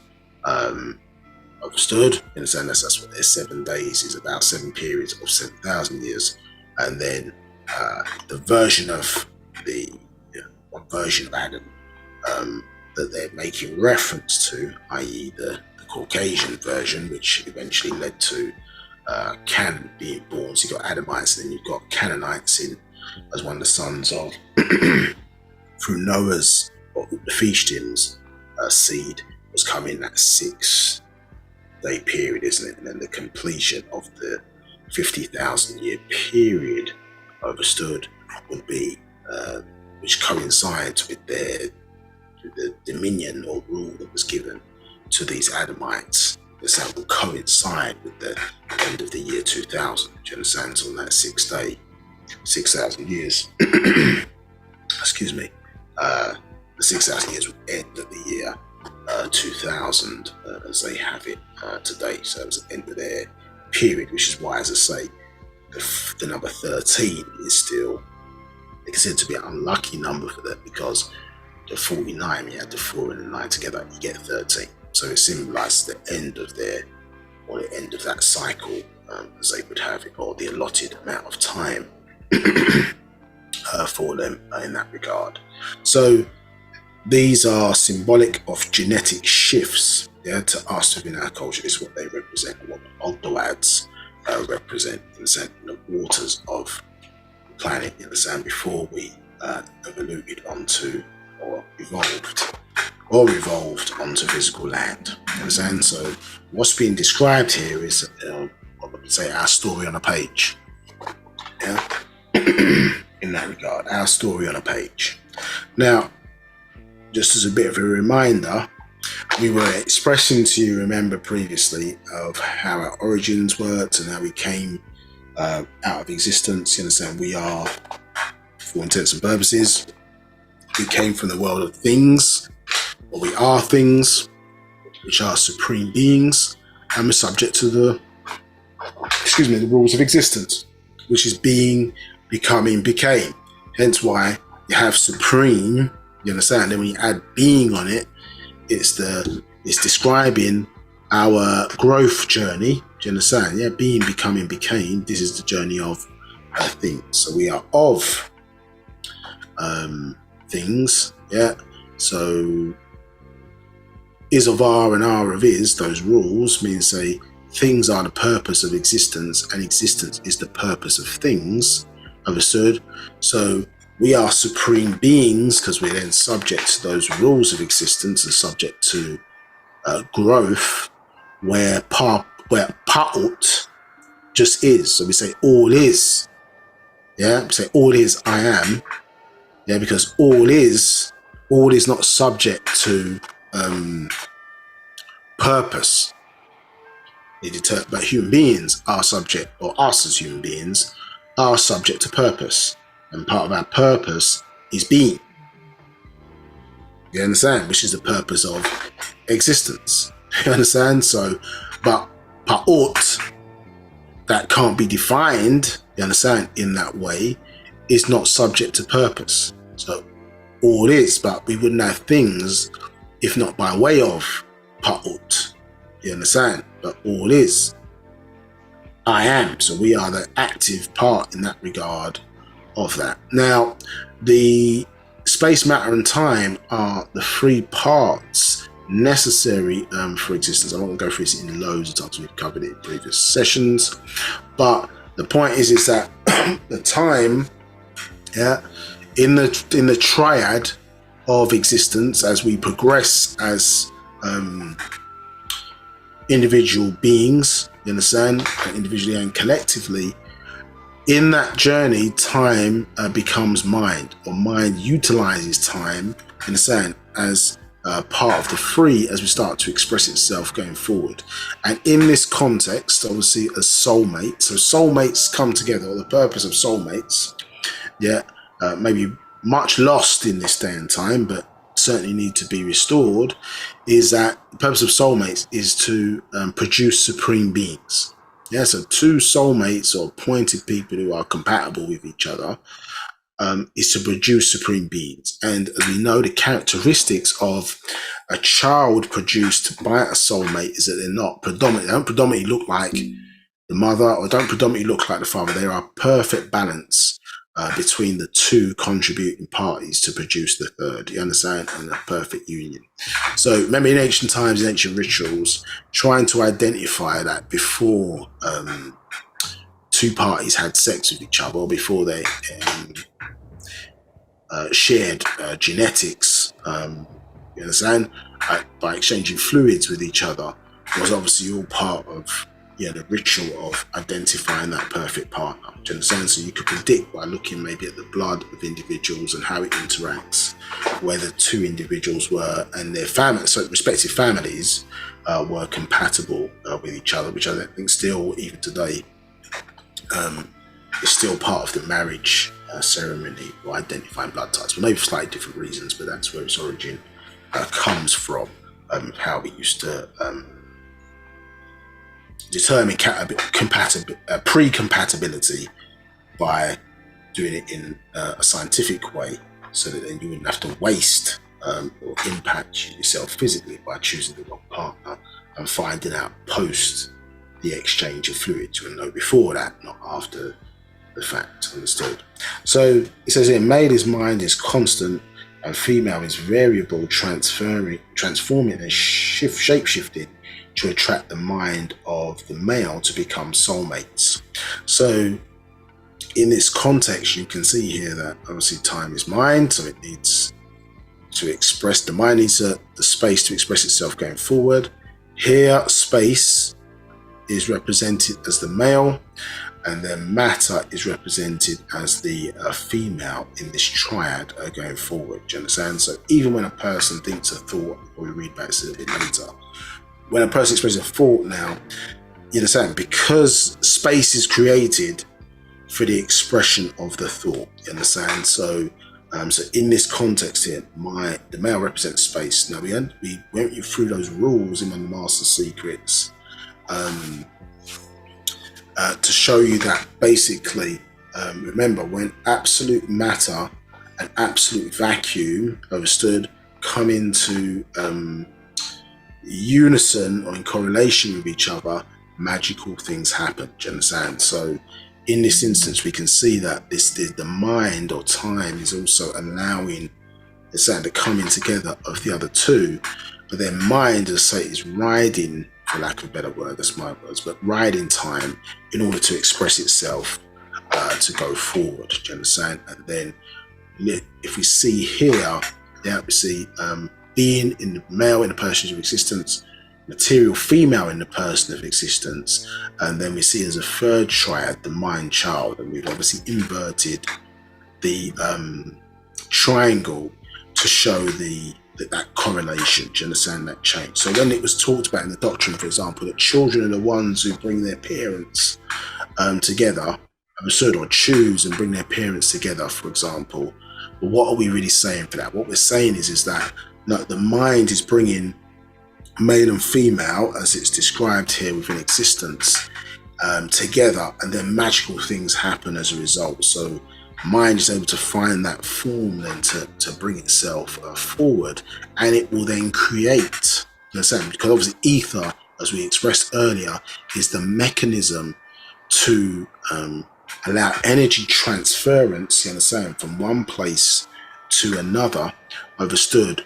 However, it will build, and it won't just transfer the energy, it will also build the necessary infrastructure to allow that transference to take place, and for the energy then to be drawn from a certain source then to the destination source that may be feeding off that power. So if ether will not transfer energy, it will build the infrastructure necessary. Do you understand? So if it was, we were thinking about one time, if it was building a mechanism for electricity, it's going to build, you understand, all of the mechanism to allow it to transfer, but it's also going to build the plug for whatever it needs to draw from that power source to plug into it as well. So it's going to do all of those things. This is the power of ether. So, and therefore, in this instance now, the child is bringing what? Or the mind is bringing, and time is bringing, absolute space and absolute matter into perfect union. And so therefore it's bringing, obviously, the mind is bringing those two together to allow then the, you understand, mind to come through and express itself. So it's bringing man, in this context female, together, understood, and then allow itself to then come through to be expressed in the form of the child. You understand? And so, as you see, what in this instance, when the coming together of a man and woman, now you can have obviously incompatibility of people to come together, but for the birth or the physical aspect of the structure, or for a body to be produced, you understand, in the form of a child, you understand it's perfect timing. It's timing that's the key. So we may see sometimes the wrong thing can happen at the right time in nature for that compatibility to work. You understand? So that's why I've said, okay, with children, they bring their parents together, because this mind is bringing those together to allow it to create a vessel now for the mind to express itself. You understand? Going forward. So that's what's referred to as the mind child in procreation. Any questions? No question. No question. Okay, so the interesting about that, and we see with this inversion, is that we can see, and as we expressed to you before, I think it was in last class, that things are created mentally first before they are created into the physical. You understand? And here again, we were just explaining to you in the previous class about even with these relationships between these three, say 4 individuals, but certainly these 3 insofar as thinking. Do you understand? And so how, as I say, Tefnut represented receptive thoughts, Shu represented perceptive thoughts. Receptive and perceptive thoughts coming together gives birth to concepts. You understand? So even mentally, as we expressed to you previously, that Yeah, mental birth is before, inception is before conception, do you understand? Which we describe as those physical attributes, but it's describing this mental state first before things, as I say, come into the physical. So the process is the same or similar. So this introduces anti-construction versus construction, you understand? Insofar as this concept or understanding of as above, so below. Do you understand? So things start off in the mental first, and so we're going to explore this, obviously part of sacred records of the Black Book. So for the purposes of this, not going to go through these previous pages, but we'll start here on the question at the bottom of 172. So this is the sacred records of Atum Re, known as the Black Book. Understand? Part 1 of 1. Of 19 parts. Now, it says question, can you name some of these great empires and what was their great architectural symbols? It says 66. Yes, all great empires were influenced by the material. So this is an older way in tones of saying than the Tharu, same word, just referred to as it's more commonly known. But as the language has evolved, we've got better with our tone. So we would say the Tharu, understand, but the Tiru is most referred to today. So maybe we'll do a class on this one time, but these vowels as well are interchangeable, and so people understand it. Well, say there's sound shifts, as the master refers to it as in a recent actual facts. Understand where this is where language, let's say, because new people are then starting to learn about maybe a culture, and then they're expressing it, but they might not have the correct, they don't have the correct tonation. Do you understand? So when they translate it from one language into another, it creates different sounds, understood? And so certain letters then become interchangeable because someone has now used a new, maybe, what's the word? Distorted way of saying it. Do you understand? So now when it becomes written down, it means that, well, because one group of people said it, let's say the original people, they said it one way, then when the translation has come along, somebody else has said it a different way because maybe they can't pronounce that letter or word. So now we've got a shift in sound from the original. Do you understand? And so, as I say, that's why, again, certain things have to be restored, understood, because if Wu-Sabat is broadcasting, if you imagine it's broadcasting for other races, obviously it'd be different, but if you imagine your spiritual science is broadcasting on a frequency, then in order to tune in, one of the ways in which we're connected is by way of our language. So language being updated is to kill or remove the white noise from the communication. So if you think about old school radio, some of you are young on the phone about radio and all that, you understand? But on an old school radio or some old school car radios, whatever, you have to tune in to the correct frequency. Oh, well, most people do that. Even on digital radio, you have to do that. So you have to tune in to the correct frequency to pick up that station. Do you understand? So, and sometimes you could be driving on a journey and maybe you have to adjust it because you've gone out of range, or you understand? So you have to adjust it. So that white noise being created is why oftentimes, sometimes our language may change. Yeah, so somebody who understands the difference to where we are, a physical plane, plane of force, spiritual plane, understand mental plane, for example, or understands the broadcast frequency that Wu-Sabat is on, then can help to tune in to make sure, as best as possible, the majority of people, this is going to work for us to stay within alignment and the connection, do you understand, or our soul, yeah. Our link is always maintained, you understand? So this is why certain times terminology can change. Yeah. So Natiru is how we referred to them back then, but it would be Natharu in this day and time. Yeah. So, but we'll use what's on the page for a moment. Now, by Natiru, who brought the architecture to this planet, that being in most places the Mir, which is called pyramid. You understand? So, excuse me. Again, important, yeah, as you see there, which is called. You see it written in that way. What does that mean? That means that somebody else. That's what they call it, but that's not necessarily the name that we would have used. Yes, that's somebody's interpretation of it. Somebody's interpretation of what that is. Understood? So as you now get into the knowledge of who you are, you understand? Who and what you are, then obviously these terms become familiar. Now you're starting to use the terminology, we're starting to get into that. Now we're getting into our own mind. We're not in somebody else's mind. Understood? And now, more importantly for us, we're getting into the minds of our ancestors, or at least a reflective version of that as their children. We're not thinking in the Caucasian mind, hence why our language becomes critically important in terms of those interested in transformation. If you're not interested in transformation, then it's not important. But if you're interested in transformation, then the language is critical, because even our own doctrine is going to read differently if it's expressed in Musbat or Sabatia, you understand? Sabek. Going to read differently. We're going to think differently if we're reading it in that language as opposed to English. And so this question, what does the word pyramid mean? 67, it is broken up into two parts. The first word being pyra, meaning fire, and the second, middle, referring to the column of energy called tachyonic energy. Understood? So, so our middle fire obviously is relating to our solar plexus, you understand, which has been expressed earlier, is fired up by the breath.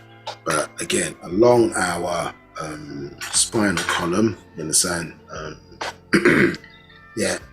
some refer to in some cultures raising the kundalini and other names. You'll see Jacob's ladder in the Bible. So the firing up of these different sections within our spinal column, there's an energy section, and in here it's referring to as tachyonic energy. Now, tachyonic energy is the glue, basically, that keeps the universe together. Do you understand? So when we look at things are not as solid as they appear to be, they are actually, magnetically kind of attracted to each other. So and this is one of the reasons why you know that's factual, is because if you were to take a syringe, for example, and not saying that anybody should do that, but if you were to take a syringe and you were to push it in the top of your hand, you understand, push it down, avoiding bone, for example, the syringe is going to go through your hand right through to the other side. So you're not as solid as you think you are. You understand? And actually, depending on how strong a microscope you use, you'll be able to see that actually you're looking at a conglomeration of things that are attracted to each other, and there's space in between. Do you understand? So this is what obviously is being related to here. But nonetheless, the name of the point is that the name that somebody is referred to as that structure, understood, the name of that structure in its word meaning is not what the structure is, it looks like or doing. You understand? So they've observed or applied a word that is basically the most common, probably known for that structure, but it's not telling you necessarily what it is. In fact, it's probably confusing. Well, our middle fire, what's that got to do with the shape of the structure? And that's said, this is why now you understand that basically the original pyramid, you understand, is your nose. Understood? Yes, then you now understand, now you overstand, let's say, because of the master teacher having to explain now, you understand? Also, you've got a thinking that makes you challenge the word in and of itself. So the first stage obviously is, well, not accepting, but what does that word mean? So we didn't even question that. So, that's a pyramid. We check, but the meaning was what it was broken up to. Now someone's teaching you how to break it down, and then, but just breaking down the words not enough, is it? You now need to know what was the context, how did it come in, who was saying it, what was the culture at that time, etc. So you have to have all these elements in to really understand what was going on. So when somebody now comes along, like this Nabab, you understand, the master say, well, the original period is your nose. Well, now you understand, well, what was the structure or mechanism that fires up the middle chamber, you understand, or the inner chamber, or the central sun, because it's your ability to process air, so that original pyramid, and then the mirror, we can see what the mir is above the nose as one of the names of the third eye, isn't it? So as one processes the air with the vibration, so that a pyramid or the pyramid shape, isn't it, takes the sun's rays and then, depending on its shape, can transform those sun's rays into tachyonic energy. Do you understand? Which can then be studied at three different states. Yeah, so plus, plus, plus, minus, and minus, minus. Yeah, so the different shape of the mirror, in the same, will determine the type of energy frequency that arises tachyonically. Do you understand? So therefore, what is explained to us, that we do the same thing. We're able to transform energy from one form into the other. This is why we are the source. You understand? We're connected to that unlimited source of inexhaustible energy. We are the only source. Understood? So others will try and trick us in order to get us to divert our energy to power up what they're doing. Understood? And in certain instances, the trick is, yeah, their whole existence may be to, you understand, destroy you, so they become you, and you're not here. You understand? So that's their thing. So they need to feed off of you in order to survive. But some would rather replace us with them as opposed to us being us. You understood? Yeah. So they think that, well, whoever can transform them, you know, their God can transform them to being what they refer to as the chosen, you understand, in inverted commas, people. But in turn, we're not chosen because somebody decided, you know, we're worthy people and all that, because based on our behaviour and twerking activity, we're not looking that worthy. You understand? So in that regard, you understand, the sexy reds and all that kind of stuff, you know, we're not looking very worthy out here of some of the gifts and abilities that we are having today. You understand? But that's who we are. So you understand, and who nature decided that it would create for the optimum situation, optimum environments that we find ourselves in. So we are we are mind expressing itself forward. We are the children of the time. That just happens to be we are. We just happen to be, I've forgotten, fooled. You know, we happen to be sick in that regard. So question 67, you get an understanding of what that is. So we can transform energy from one state into another, intentionally or naturally just doing so. That's what we have been designed to do. Question, may I ask, what is the mystery of the pyramid being built from the top down? 68, that's an old science called anti-destruction versus destruction. Okay? All matter has a reflection in energy or antimatter. From the capstone of the pyramid upward would be its reflection form of energy, seen as one pyramid above the other. So we've been sort of drilling, in a certain, drilling into your heads, or conveying or sharing this particular point. So in a simplified way, yes, we have long keep saying this about, obviously, within, to help our understanding, yes, we have said, okay, well, matter would start from hydrogen, you understand, all the way down to Einsteinium, so the first element on the periodic table down to the last, 99. And then prior to that point would be the realm of energy. Do you understand? So as you step before hydrogen, you consider that kind of hard delineation point understood as energy. Yeah, but as you understand now more, as from that basic level of understanding into a bit of a higher level of understanding, remember, it all matters to us because we came from the world of nothingness. Do you understand? Or the world of things. Yeah. Whereas hydrogen is considered to be a sum of a thing or something. Yeah. So you can see that we came from the world of things or no things, yeah, but nothing that is not existing. It just happens to be something that doesn't have an atomic weight. So you get this hard delineation point, which you see in the symbol of the percentage sign. You understand? So in the symbol of the percentage sign, you've got an angle with two circles either side of the of this straight line. Do you understand? And so that symbolizes the fact that there's no such thing as a number one, because when you get to 99% of one, you have to take 1% of two, the thing it's transformed into, in order to complete. So we talk about no such things as you get a whole and then we have parts. Do you understand? And so sometimes this can be confusing for people, but in terms of the delineation for this, then matter would be on the other side of hydrogen, and its equivalent, its energy equivalent, would be, instead of H hydrogen on that side, its equivalent would be E1. So E1 to 99.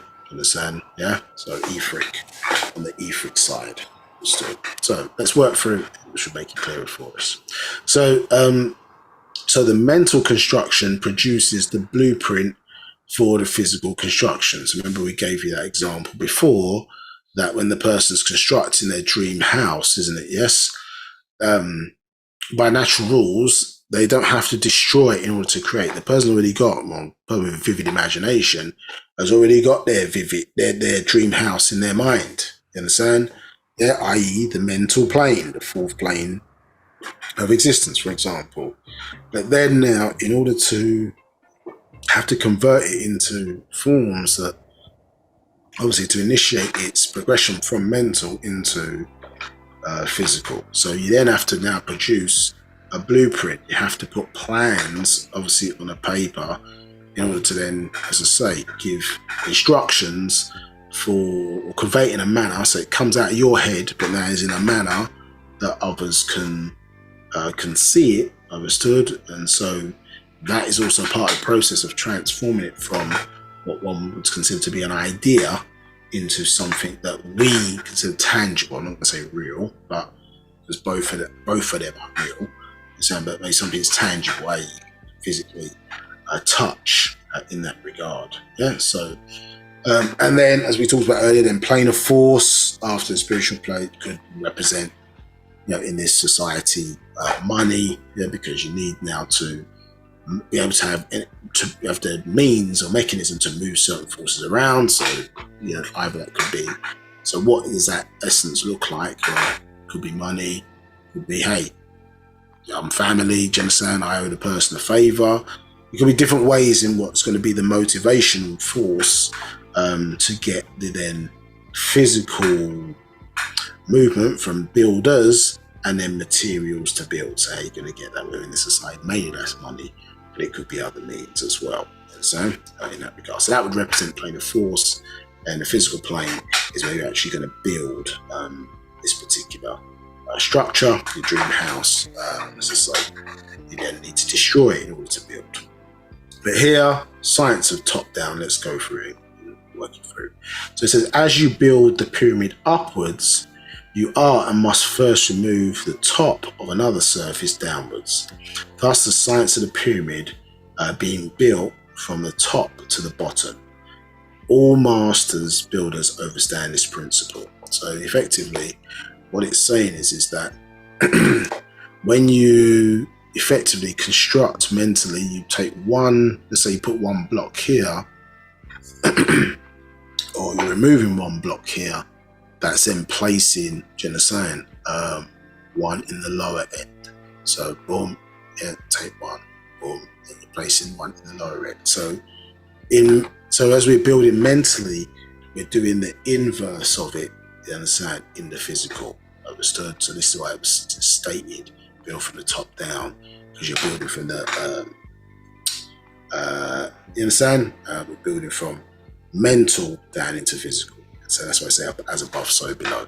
Question, does that apply to all things? 69. It does in a controlled environment, terrestrial, but doesn't for celestial transports. So we understand, okay, well, when we're building in the physical, yes, yeah, and it's saying in a controlled environment. So note these words here for the specific details. But as we explained, yes, the rules of this work in physical, because you must destroy in order to build. But as we just explained for the mental example, those rules do not appear the same way. You understand? You do not need to destroy it in order to build. In fact, in order to build mentally, what do we need to do? We need to heat up brain etheric seeds, you understand? Convert them into liquid form so they're in a malleable state, understood? And then utilize that in order to create, you understand, whatever it is, different thoughts or images or whatever the case may be. So you need to have the temperature enough or be vibrating as a sufficient temperature to melt or convert brainific seeds into a manner that makes them able to be transformed into thoughts. So it's a different process.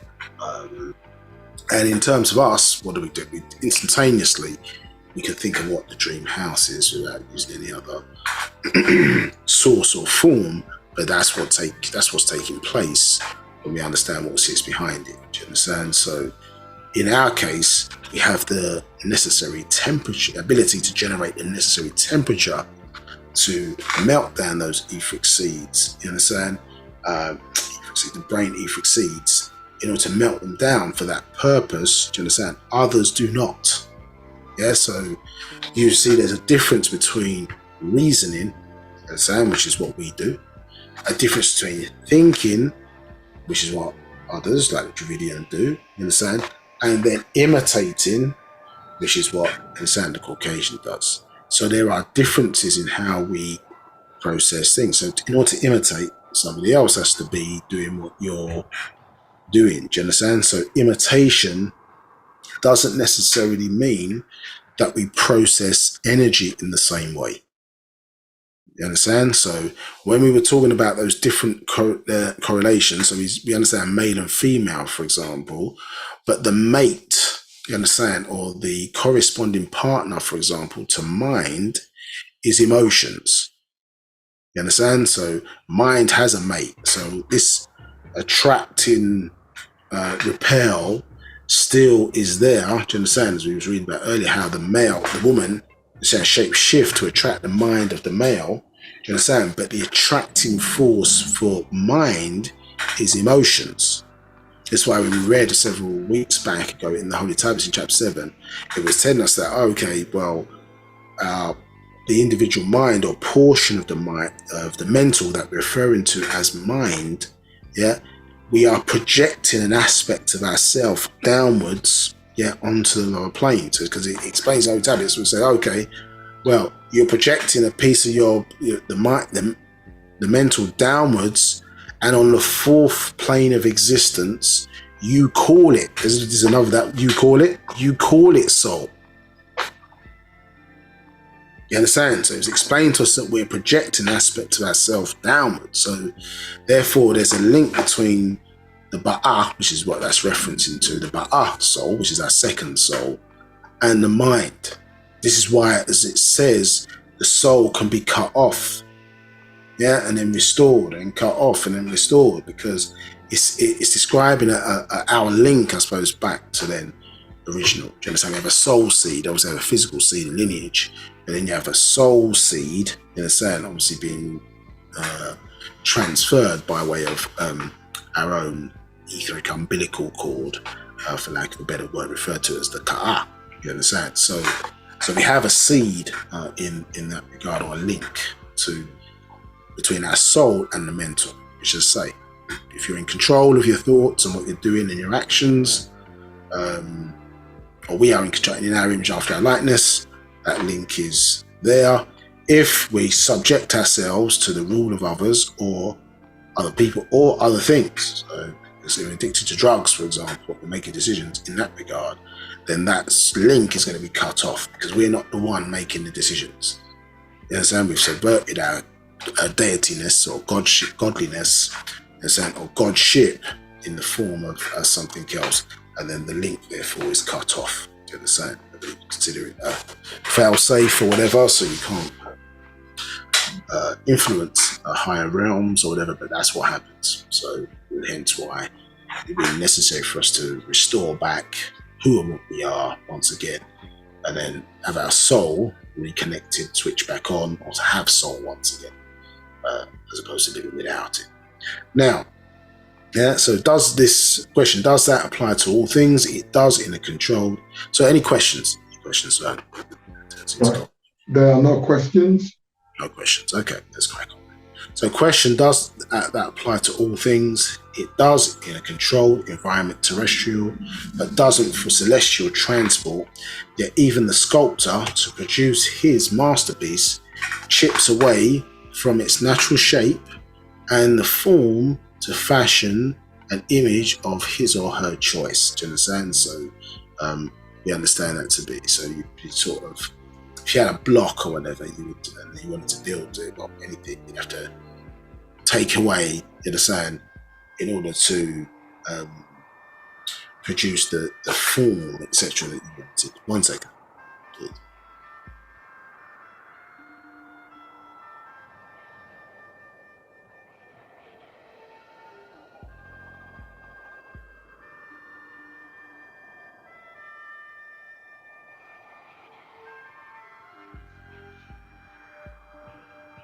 So remember in masonry as well, remember you have the you have certain tools that are utilized or the mason uses to shape their character or the character of their being. Understood? So so this principle, excuse me, so oftentimes masonry, I think it was even touched on in the class that was played earlier, it's about John the Baptist being part of a Masonic order referred to as the Essenes. Masonry is seen as negative because it was Euro-Masonry was infiltrated by the negative order, excuse me, of the Illuminati. We need to read through that class again in terms of Luciferian conspiracy. We'll go into all that right now.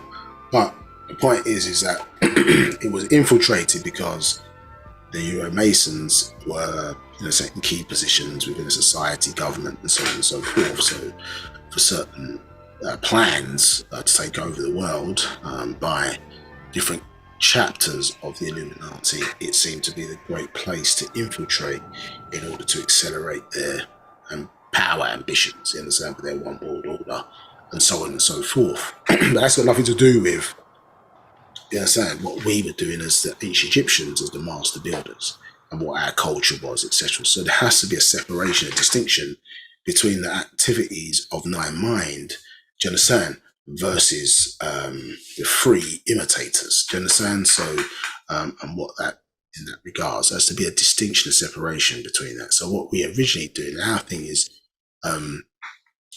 obviously rebuilding structure and character to be able to in-house, you understand, the divine qualities, you understand, emerging or find a place or a temple that is worthy and remains worthy of keeping that connection, do you understand, with our divinity, with our higher ancestors, do you understand, with our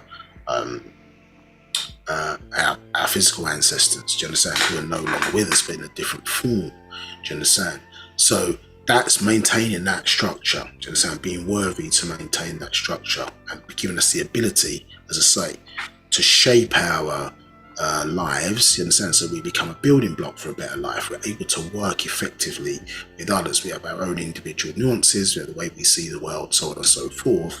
But in order to get things done, we need to have a unified mind, you understand, in order for us to work physically. You know, the stuff that we had done when we built stuff with the structures that we built, for example, etc., amazing structures, we did that in a unified fashion, do you understand? So so that's the key to our success, by keeping ourselves in a manner where we're not in need of anything, you understand? N-E-E-D, need.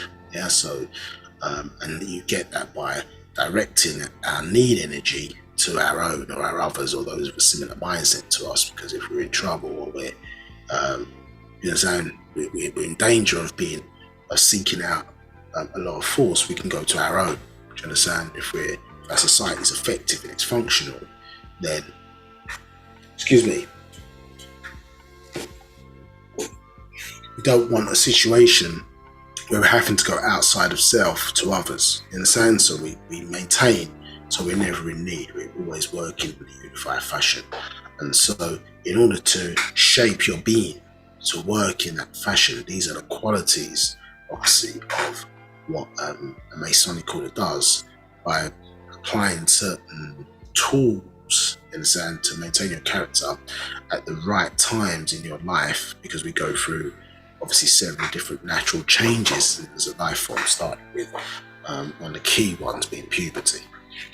So it's not a negative to us, but listen, the Caucasian or Mukasu well and well knows that if them using or the Moors giving them their first religion, do you understand, by teaching them certain basic principles of masonry, you understand, that was their first religion. In their degrees, it was how to crawl, understood, yeah, when they were affected by the Black Plague, you understand, which basically wiped out their memory, understood, so they had to be civilized by civilizers, understood, yeah. So the first degree was how to crawl, second degree how to stand, third degree how to walk. So if they've gone from that, you understand, in less than 1,000 years, understood, to launching satellites up into space, where there must be something in it, but they're going to tell you there's nothing in it, because they don't want you to progress to the state where you're able to unify against each other, do you understand, or unify with each other. Yeah, so we see that all the time when certain things happen. We're happy, especially in the media, we're happy to destroy each other in the media, but are we seeing the same energy being put into unity? Do you understand? So I think there's an argument going on now at the moment between film that got produced between Oprah Winfrey and obviously other actresses and stuff today. Taraji P. Henson, about people being paid or not paid the right amount of money or whatever. So they've had that argument in the public, and now the film is not doing well. So I suppose nobody's going to get paid what they're expected to pay. Now, whether the arguments of the rights and wrong, depending on how you feel about it, Taraji P. Henson may have a valid argument, but the question might be, so with the applying situation, did you hold everybody else to account in the same way?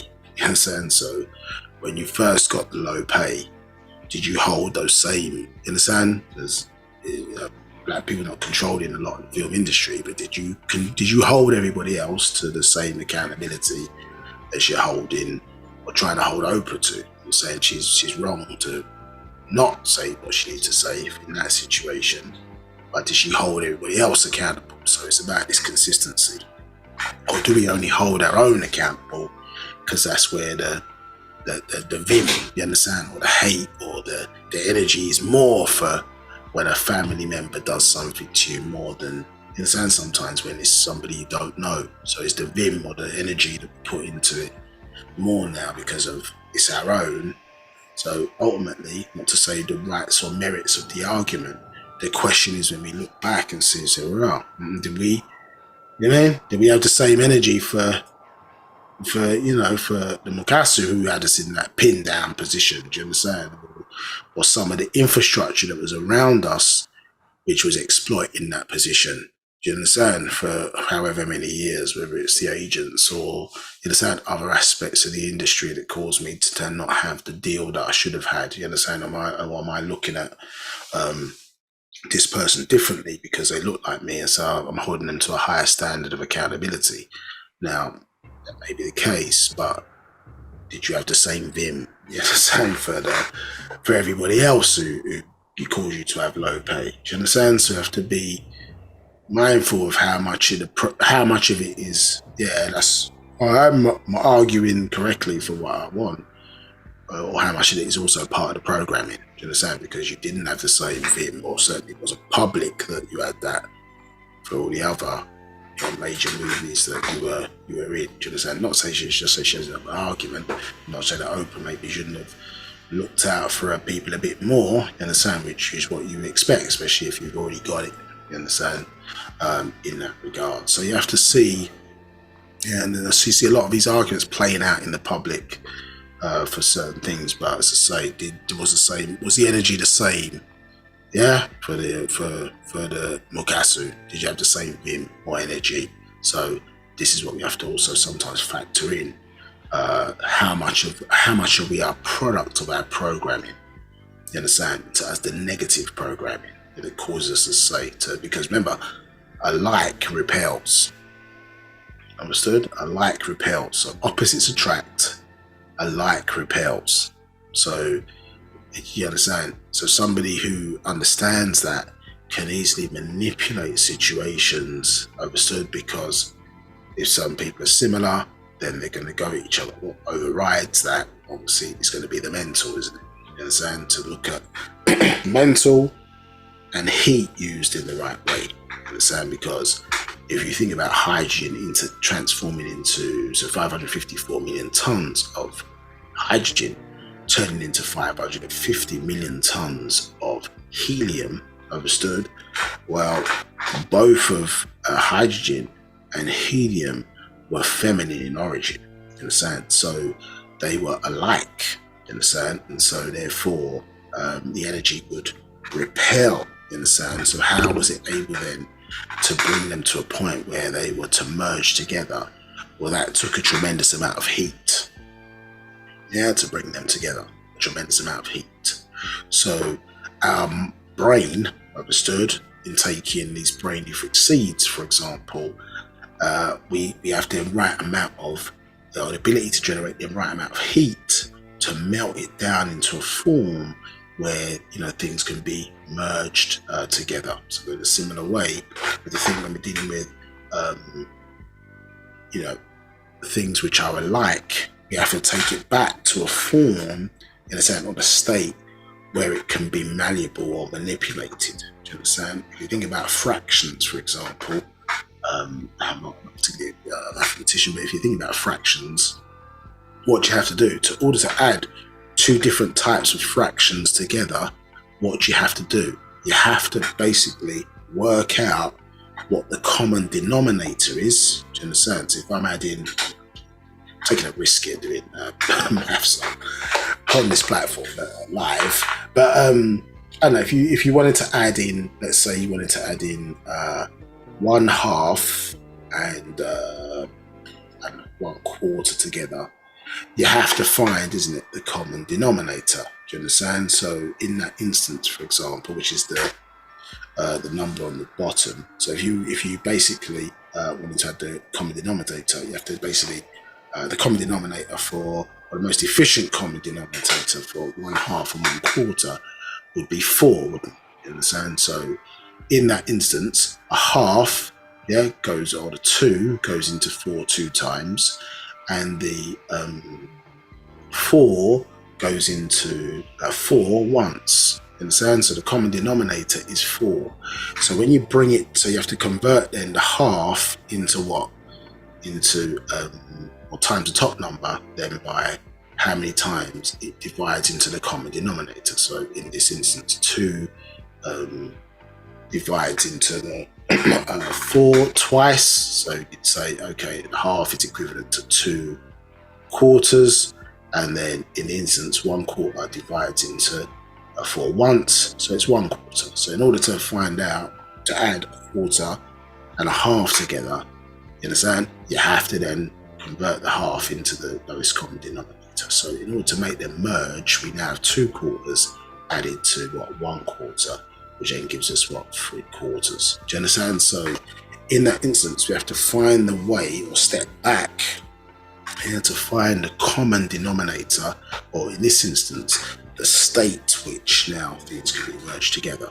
So that's a long-winded way of saying, when we come together, because physically, yes, we're alike, which, you understand, causes us to rebel against each other, and somebody who knows that, so they keep us on that physical level, then of course we have you understand, type of situation where we got vim for each other, you understand, or anger for each other. But if we approach it from the mental first, then that's where the unity can happen, because we're now moving back to the common, you understand, the common point. And then what's the commonality amongst us? Well, the commonality would be the culture that we then ascribe to. Do you understand? So facts, or whatever the case may be, because we want to be consistent. So facts can be consistent, as opposed to myth, opinion, lies, do you understand, those types of things. So the mental happens first, do you understand, and the physical unity will happen thereafter, you understand. So this is some of the things that we need to think of when we're considering physical versus etheric, but understand that patterning is the same, you understand. So others who understand or know us better than we know ourselves will exploit that situation in order to keep us entrapped or down or oppressed, etc., as opposed to, yes, us now transforming our mind into any form which it can be in order to fulfill a particular purpose. Do you understand? So a new mindset is needed, because that's the angle that we had to build our unity from. That's why it says Wu-Sabat, or when the cycle comes around, it visits the mind. It says in the Right Knowledge series, it says, oh, when the cycles come back around, Wu-Sabat visits the minds of the posterity first. It doesn't visit the physical, which is what religion tries to do first, isn't it? Religion trying to change you physically first.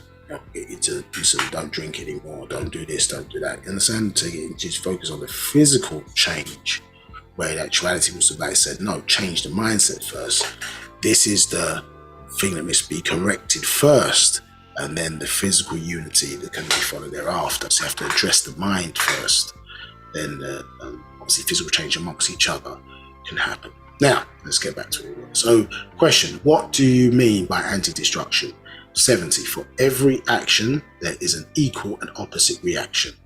Now, because of the unusual shape of the pyramid, they imply two directions of projection. One towards the apex and the other towards the base. Yes, the apex being the top, yeah? The anti-destruction pyramid is back to back to the actual pyramid, and it is located below the ground. The anti-construction pyramid is peak to peak, and is the actual pyramid that is located above the ground. The science being used to build on Earth is to destroy. So excuse me. Yeah, so this is quite interesting, because let's look at the shape again to see what's being spoken of there.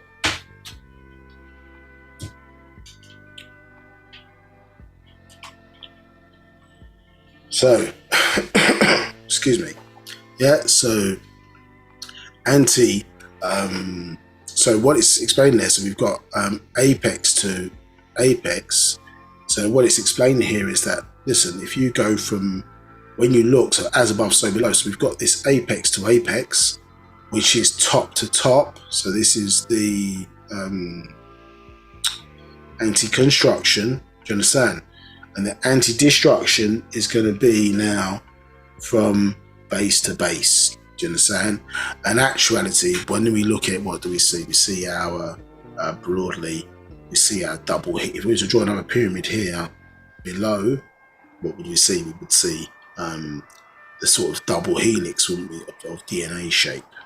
Yeah, so we would see our double helix. Now we start to add this chaining, but understanding, well, mental, physical, do you understand, and below, because the pyramid structure in and of itself, remember, as it was explained to you, is a cube.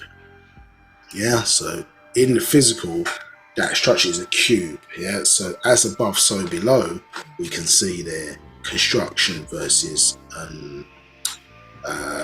anti-destruction, because there's below the ground is the remaining part of the pyramid. Do you understand? So if you to draw a cube on its side, do you understand? Just see if I can draw that badly on the screen for you. If you can do that. You see that shape? Yeah. Moderators can see a blue line that I just drew.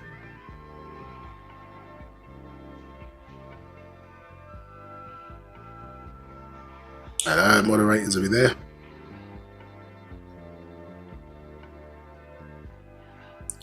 Okay. Okay, but if let's say I took that, for example, yeah, and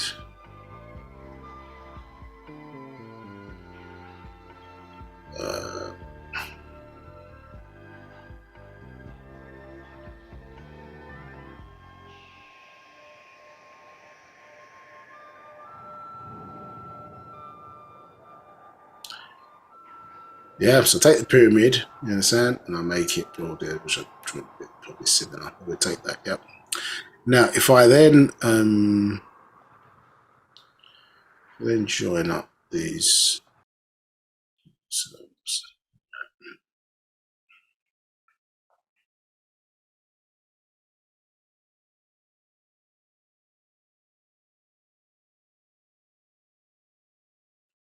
so if I then join up these dots, yeah.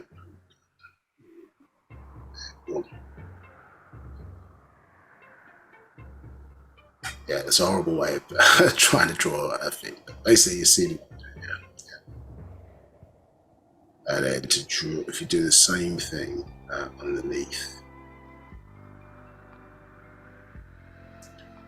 I'm drawing with a mouse, so that you have to tap.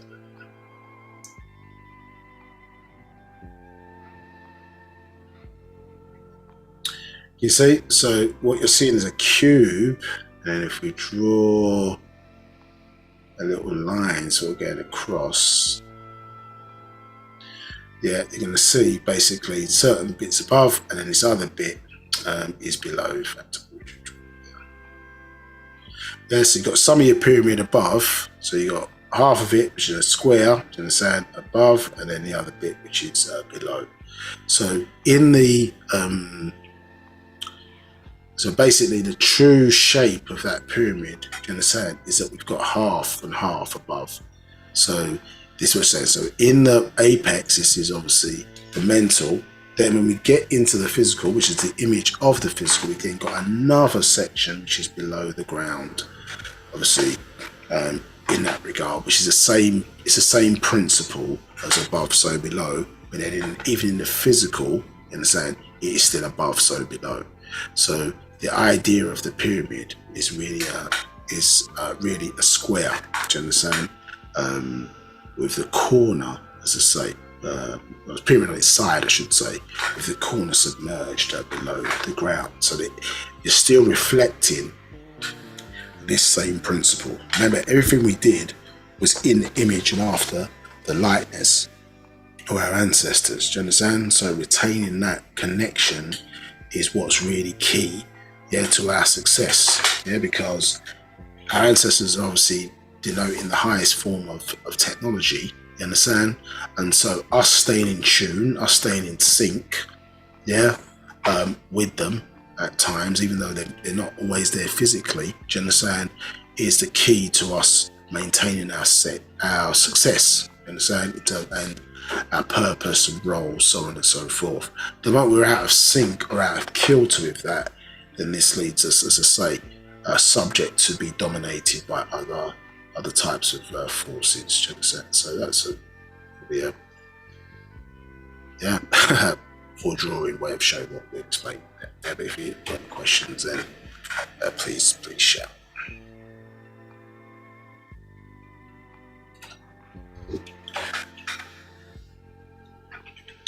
So we'll read that again for you, that you sort of understand. Yeah. So for every action, there is an equal and opposite reaction. So what do you mean by anti-destruction? For every action, there's an equal and opposite reaction. Now, because of the unusual shape of the pyramid, they imply two directions of projection. One towards the apex, and the other towards the base. The anti-destruction pyramid is back to back to the actual pyramid and is located below the ground. So we just explained that, yeah. And the anti-construction pyramid is peak to peak with the actual pyramid and is located above the apex. The science used to build on Earth is to destroy. Understand? So in order to build a wooden table, you have to, well, as you see on the next thing, but you have to cut down a tree. Do you understand? Etc. etc. Do you understand? So that is what is meant by build to destroy in that regard. So mental construction first, obviously, is known as anti-construction, and then anti-destruction is known as, obviously, anti-destruction. Do you understand? So, and it's a concept, an idea obviously, of how we shape things out of the environment that we're in. You understand? So all of it relates back to the power of the mind first, of how we do things, not necessarily of well, I need the money to do it, but I need this to do it. Those are things obviously that may be necessary within certain environments on the way, but understanding the power of the mind is what's going to make it happen, as opposed to, you understand, other maybe external factors, limiting factors in fact, that may stop or halt our ability to do that. Now, what is meant by to build to destroy? 71. To build a monument, you must quarry stone, which is destroying an environment. To build a log cabin, you must cut down trees. To make a meal, you must kill living things. So the science is to build, you must destroy. Thus, it is the knowledge within the pyramid. You have seen anti-construction versus anti-destruction. Question: were these sciences and symbols related to gods and religions of the future? 72. Yes, the pyramid, Mir, the benben or obelisk, which became the lighthouse, minarets or steeples. In ancient times, these beings that had no respect for the one god Tammuz, they spread across the earth and left their mark by building great civilizations that baffled the one god and his loyal subjects called slaves. Question: where are these great places? 73. There are many worldwide, even some on Mars. They can be found as the Great Pyramids of Xinjiang,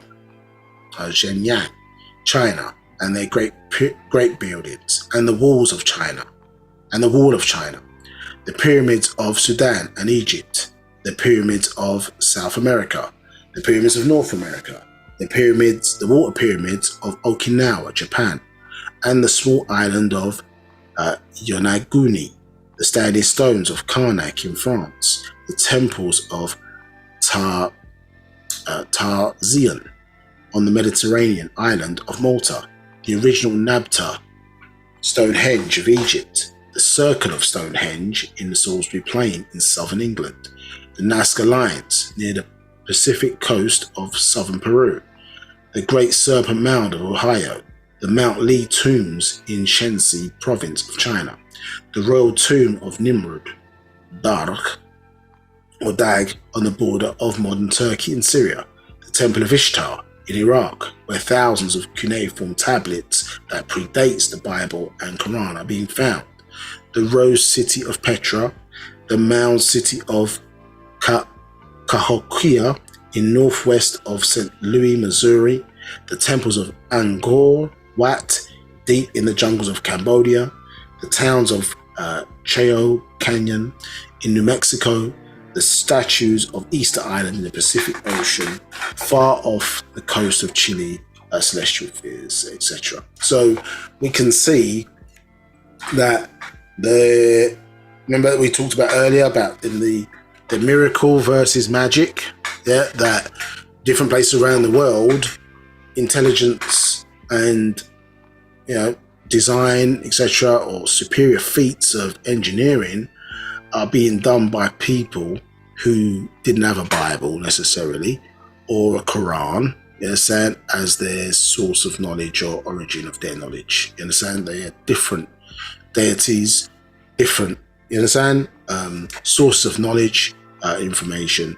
So yeah, how they got all this knowledge, information versus your biblical, you understand, Lord or God or whatever that you say that all knowledge, etc., originated from, but they have either equal to or great monuments or structures, and interestingly enough, are still standing. Yeah, so the monotheistic structures, where are they? Yeah, so in these ones listed here, they're still standing in many cases today. Yeah, so where are the great structures, in a sense, of the Bible, other than on the Quran, other than being written down on a piece of paper? Interesting. Yeah. So when we look at the pyramid structures, for example, we explained last week the original, 2 weeks ago, the original design, remember, when Khufu and his sons sought to renovate, so they didn't build the original pyramids. I'm not saying it's not diminishing their quality and ambition of their work, but they had to go down south to get the plans, yes, to reconstruct those original Giza pyramids. You understand? And so the original, there's more pyramids in Sudan, you understand, than there are in Egypt. So yeah, you can see the original pyramid design here, which is slightly different from the pyramids in Giza. So note, as I say, that they're obviously smaller because the people were smaller, you understand, as we were a smaller, the original people were smaller. Obviously, all of us originated from the Sands people, you understand, and that, remember, the tree of life origin, Homo habilis and Homo naledi, understood. But look at the structure of what's been built. So it's a pyramid, but you can see these pillars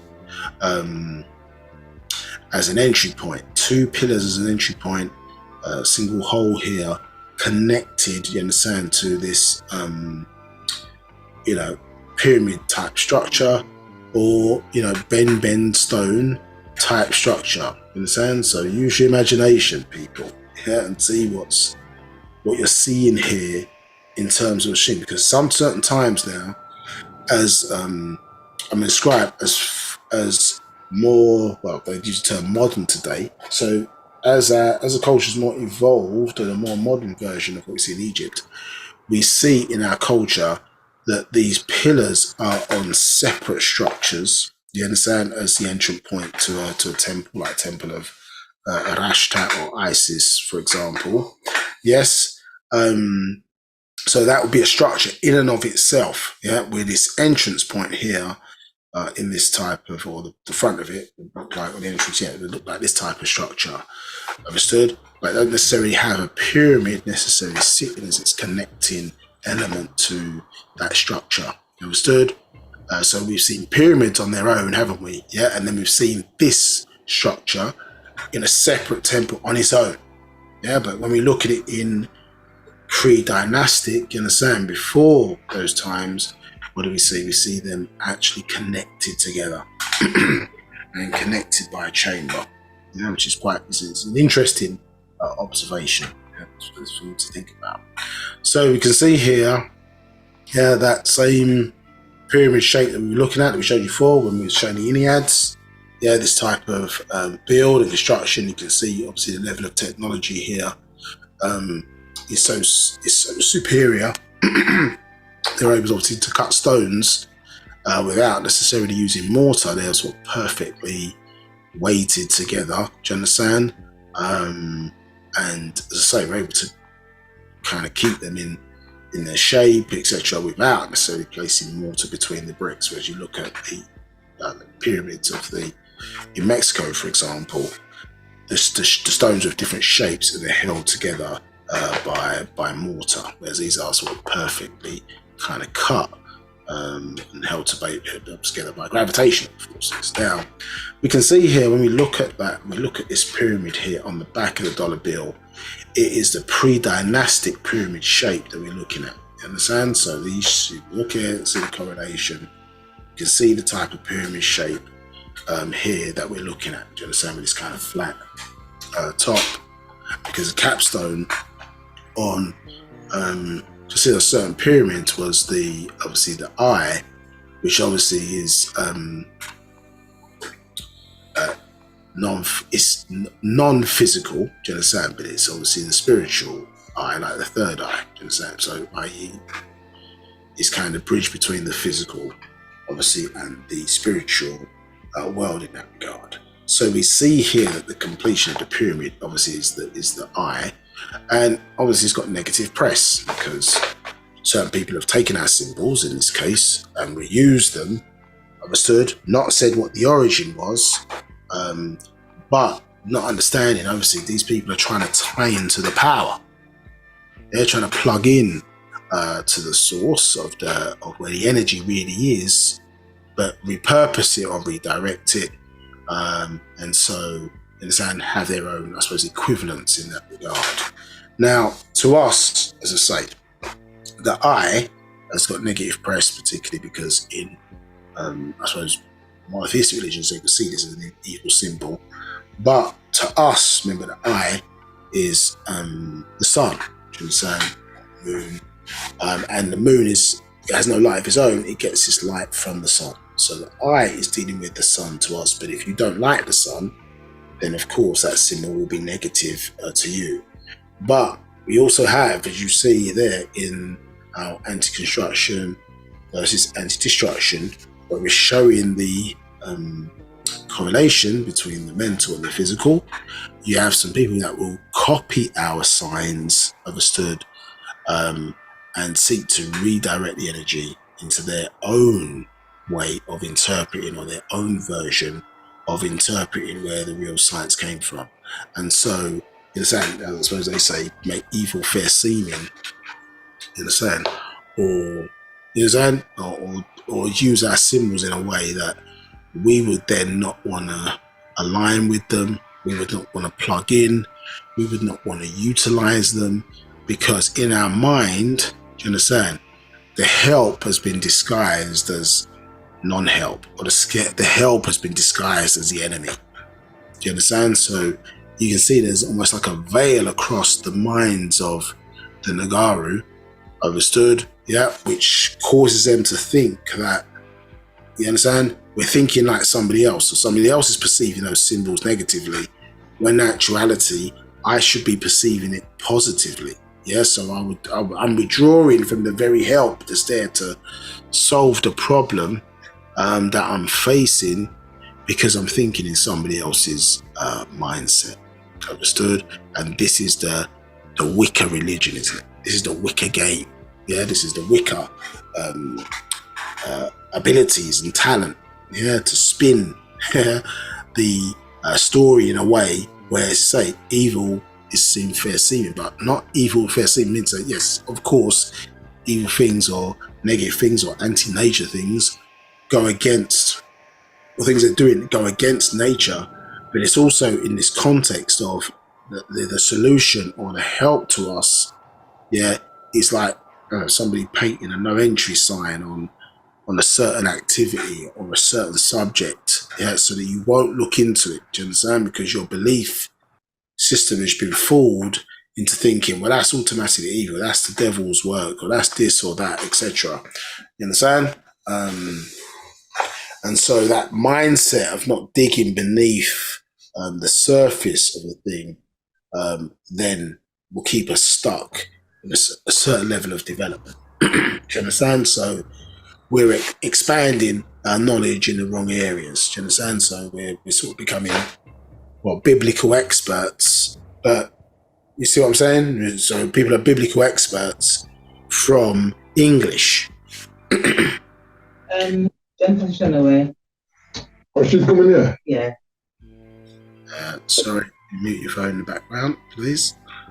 Yeah, so yeah, we're becoming biblical in English and not really peeling behind the surface to get to the real. You understand? If there is a real down that particular direction, which is first establishing, well, where's the original? You understand? You have to have the original. I want to hear oldest. You must have the original first. Understood? So we can see, as say, in ancient Africa, that they've taken our symbols, and used it on their stuff, added certain words, etc., around it, which has tried to change the context of what its original purpose and function was. Yeah. So, we do understand that these lost records that we were touching upon previously,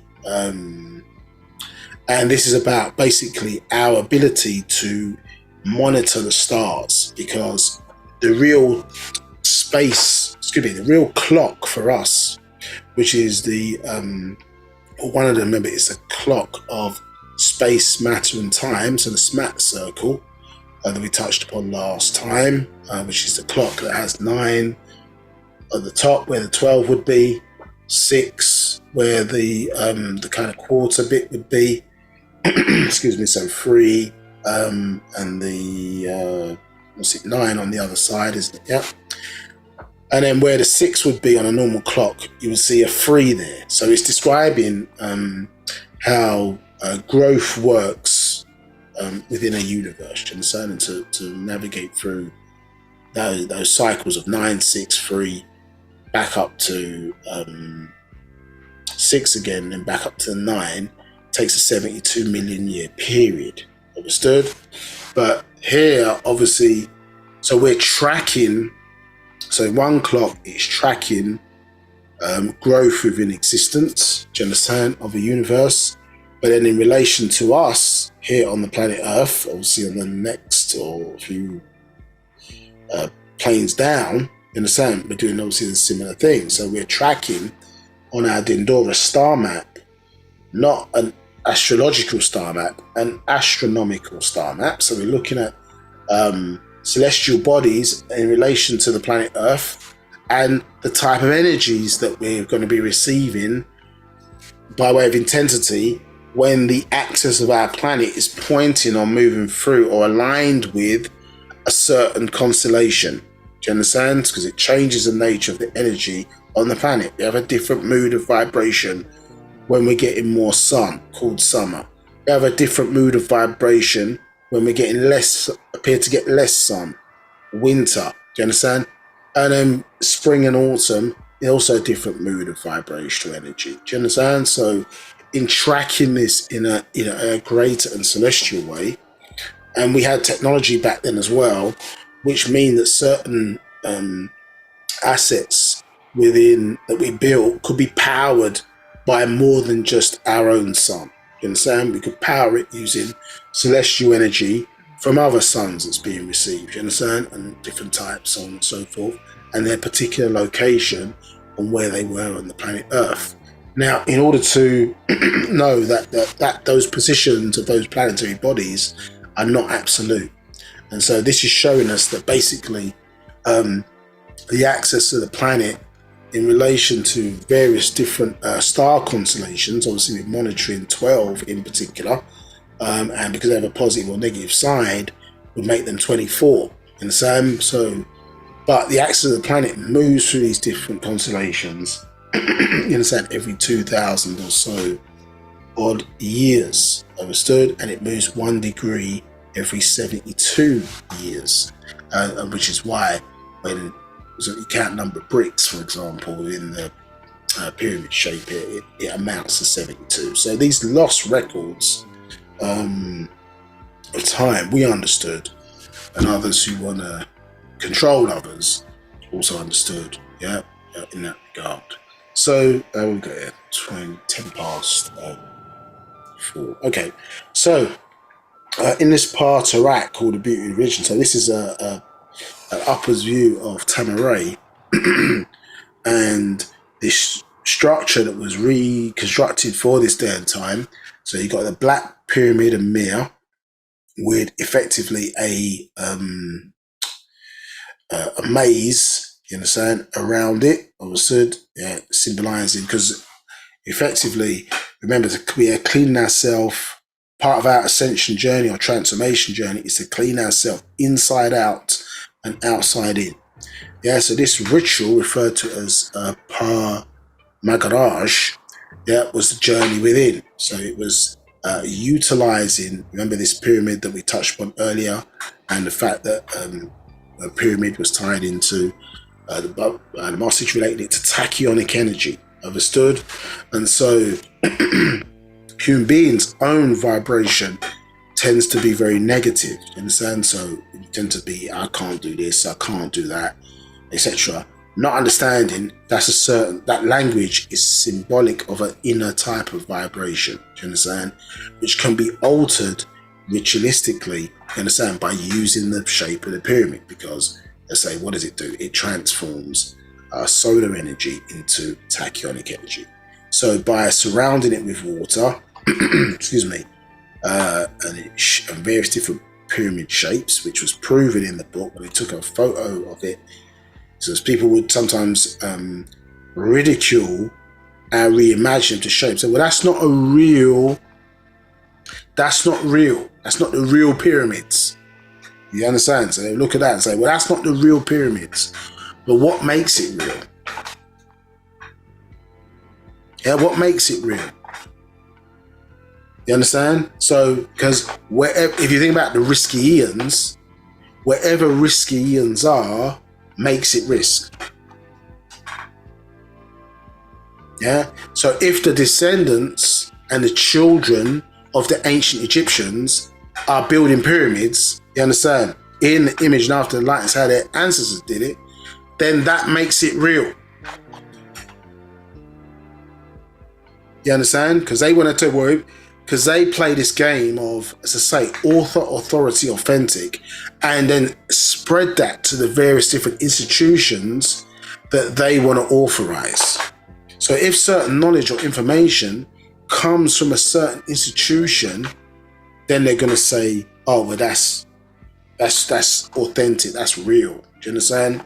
Yeah, that's to be respected. Yeah, but if you don't come from one of the sources that they dictate, yeah, then they consider it not real. So our own black scholars understood, yeah, or certain black scholars, because it's messing with their business of taking people over to ancient Egypt, you understand, doing tours, they're not recognizing, whoa, you've been studying this all your life, you've got people that look like you rebuilding this stuff, you understand, not necessarily using stone in this particular way, but it's got color to it, it's got vibrancy. You understand? So you're seeing your own people do that. Why would you not respect it? Why would you not show interest? Say, hold on, how have our people then, how are these talents coming back through? Where people are drawing and sculpting structures. Yes, is it the stone of, you understand? Back then when we were, obviously had great wealth, understood, and were, you know what I mean? They were more in tune with the Nathara, where we were using gravity, electricity, magnetism in amazing ways. You understand? Doing what's considered to be by modern construction methods impossible things. You understand? In very simple ways. Understood? Why would you not be impressed by that? Why would you want to find out? Well, who are these people? Da, da, da. Because, yeah, messing with their money, messing with, you know what I mean? This thing of looking back into the past, which is not a problem, but we look back in the past to make it affect the now. You understand? So yes, of course, it was impressive to some, and shout out to those black scholars who did come down, and we invited them on, and they lectured on the land, and so on and so forth. Is to see the amazement of what people were building, but they were not just good to look at. So in terms of cosmetically, they had an esoteric, etheric, spiritual purpose. Do you understand? As we see here, the element site there. Obviously, this main Magaraj site, which we see again. Yeah, the pillar, or that entrance we talked about, as we saw on the ancient site. But there was a person in the corner, obviously here, positioned. So this particular structure here had a very light shower, so a person would walk through, and then the water would drain down from it's very light, misty water, would drain down, so you could sort of cleanse yourself. I suppose symbolically speaking, being already clean, but symbolically cleanse yourself as part of that, go through, and then obviously make your way into perform the ritual. There's different points and corners. So you go in one way and you come out, obviously in the reverse direction. Do you understand? So this was designed to, both then and in ancient times, change a human being's polarity to a more positive frequency. Do you understand? As we explained earlier, the different shapes of the pyramid changed a helper ether, or the ether we receive from the sun, understood. And obviously, depending on the shape, you could then study tachyonic energy at plus plus minus or minus minus. So if we're more of a minus minus vibration, then it can help to change that frequency to a more plus plus vibration. So I can do mentality, do you understand? Is what the ritual helped. And obviously at certain points of the year, you had what was referred to as the Great Amagaraj, which would be at our New Year point, June 26th, and before then you have a lesser Magaraj. So we would gather for the Great Magaraj ceremony, do you understand, with all the energies, ceremony of Osiris and different things going on, which again would help realign us. And then obviously if you live close by, etc., then obviously you could do lesser Magarajas. So every day it'd be from a spiritual aerobics, I suppose, for you, or weekly or whatever, however often you're able to make it to the site to walk the labyrinth. Understood. But the issue is that nobody asked. So you see here in this picture, there was a person in the corner, you understand? And as this part of rack, I'll play it just for time. But who was this guy in the corner? So in this part of rack called The Beauty of Religion, the master teacher expressing, well, I told you to construct this guy. I told you to construct this structure, but none of you asked me, well, who was the guy in the middle, in the corner? You understand? Who you make, I suppose, show respect to, at the start and end of the ceremony. You understand? And here actually is you can't see it here in the thing, it's the dub symbol with also some steps, where basically as an ancient Egyptian, or as an Egyptian, excuse me, you walk up, as we are Egyptians, on the spatu, walk up, and then you basically place your hand on the on top of a dub beetle, do you understand, or a scarab at the top of the structure, and you make, or you request, by way of our ancestors, some positive things that you want to happen, do you understand? Circling it in a number of times, basically, and then you walk up the steps, and you, say, make some requests, you understand? People say wishes, but make some requests for positive things that's supposed to happen within your life. Now, this same structure, if anybody's visited Egypt, is you see the same ritual in Karnak. You understand? The temple in Karnak, a massive temple in ancient Egypt. You see the same ritual. Obviously, us as Sabian Wapians know exactly how to use it. You understand? Because we've had somebody connect the dots for us between time to bring the ancient into the now.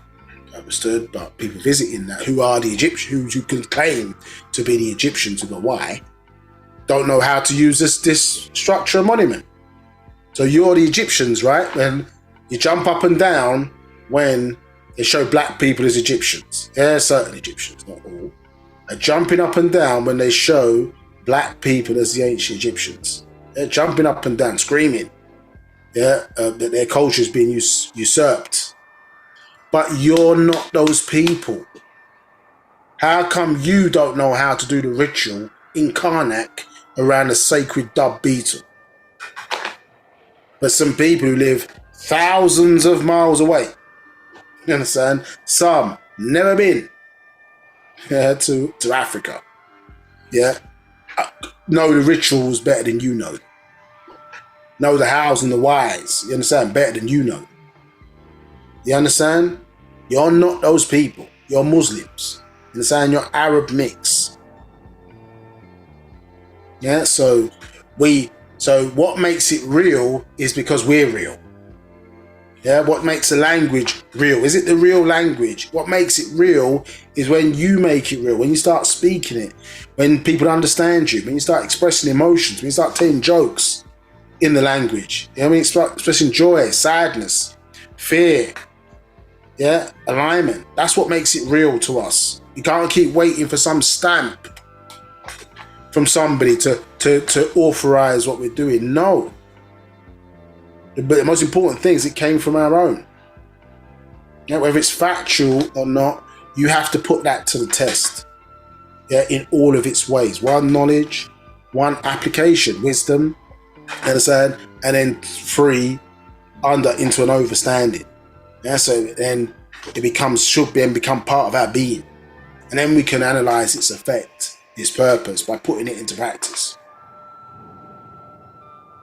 You understand? But what source are you waiting for to confirm what somebody who looked like you has already told you?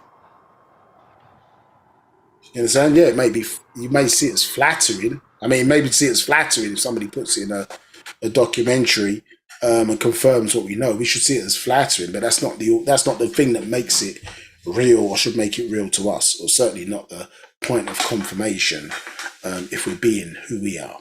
So who was the person in the corner? So we won't do the parts right. It's just taking a bit long. But, so the interesting thing is that on the bottom of that pyramid, is the number 1776.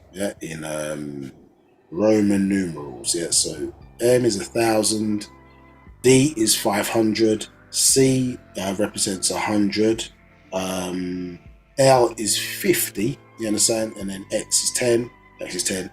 And then here V5, and then the I is 1. Correct? Yeah. So 1776, which they say, oh, well, this is the birth of the Illuminati. Yeah, this is the birth of the Illuminati. Excuse me, in Alberta, Canada, 1776. You understand? This is a demonic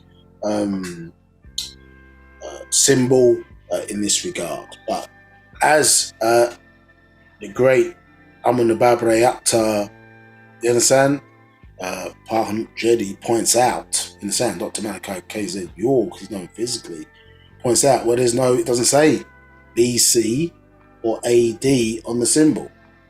Yeah, so it's got nothing to do with 1776 in a certain AD in Alberta, Canada, but in actuality, we're dealing with what? BC. Yeah. So, and who's that birthday of? Well, this individual here. You understand? So the individual in the corner is Amun-Enhat.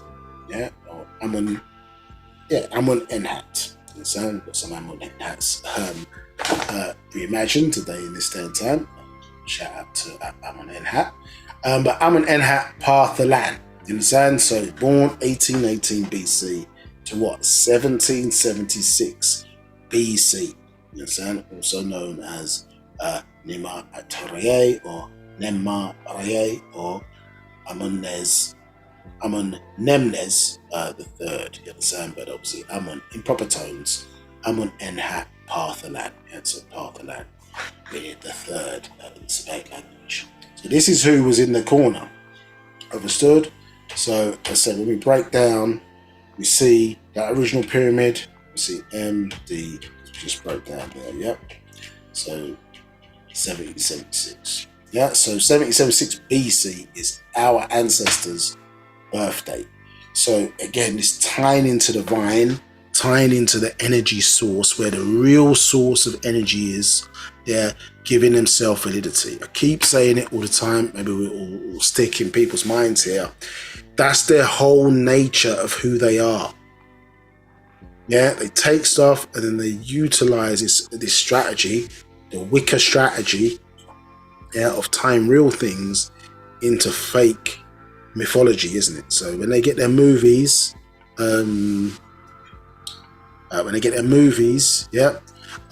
that's what happens, isn't it? Yes, the movie is someone said this out too much. I don't know if that helps. But when they get the movies, they tie real words, sometimes real places, real structures, understood, and then bind it with stuff that is fake, to give a different type of story connected to it. So as I say, it's the same thing in their Bible, isn't it? Everything they said, all their prophets went to Egypt. They interacted with Egypt. And as Baba expressed, because Egypt is a real place, it's a real culture. But obviously, if those events were real, then surely we should find records. Because if you think about the Vietnam War, America's got its records, and it's been obviously very effective at recording stories, true, myth, whatever, in terms of movies, culture, whatever. It's destroyed its side of the Vietnam War. But you've also got another side, which in Vietnam, they would have their records, you understand, of the war. They may be as effective or dominant as the many Hollywood movies that have been made, but they've got an alternative record to confirm where the Americans invaded, you understand, and what they were fighting about, so on and so forth, from their perspective. So a people like the ancient Egyptians, our ancestors, who were known for recording or keeping excellent records, you understood, in terms of our administrative abilities there, we've not got any records of the biblical stories claimed by the Bible. But the Bible gets validity because you've interacted with this place and culture in Africa. Understood? And certain names there are utilizing pieces of names from people that existed, but the whole story, you understand, certain events, etc., are completely mythological, but they, as I say, appear to be real. One, because they've been around a long time, so maybe the people that originally saw the myth or knew of the myth are no longer around to keep pointing that out, you understand? And in certain instances, as I say, it's the way it's framed.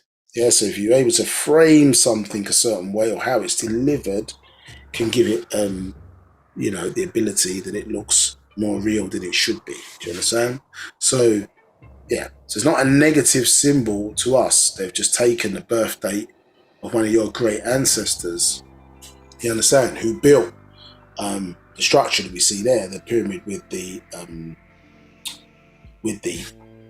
labyrinth surrounding it for this ritual over 10 excuse me, because that ritual in itself is over 10,000 years old, which then is then being copied into the religion of Islam, understood, of Hajj today, in the sense of shaving of one's head, wearing a white robe, in the sense of this kind of purification ritual has been grafted into religion today, when in ancient it was done over 10,500 years ago. Do you understand?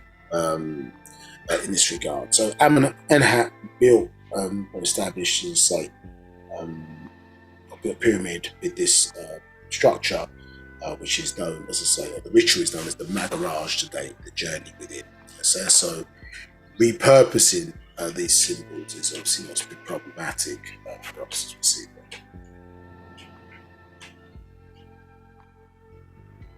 Yeah, so you see that on the back of their pyramid. Yeah, so 766, as some be looking at it as the date in which as I said, date which the Illuminati before, but it doesn't have AD on it to confirm what they're talking about. So all these different symbols here, 13 illuminated stars, and all this different type of stuff is all coming from, you understand, from your story. Yeah, it's all coming from your story. So simply talking about the Dendora star map, when you look at it, yes, the Dendora star map, and the fact that, as I say, you have the 12 constellations, which are obviously 24, positive and negative, and then, as you see, the middle bit is the female in the center, understand that, or Zodiacus, as the Greeks refer to her as, who is Ptolemy, understand, the hippopotamus deity. Yeah, so remember, a child in the womb, turns in a full circle within the womb.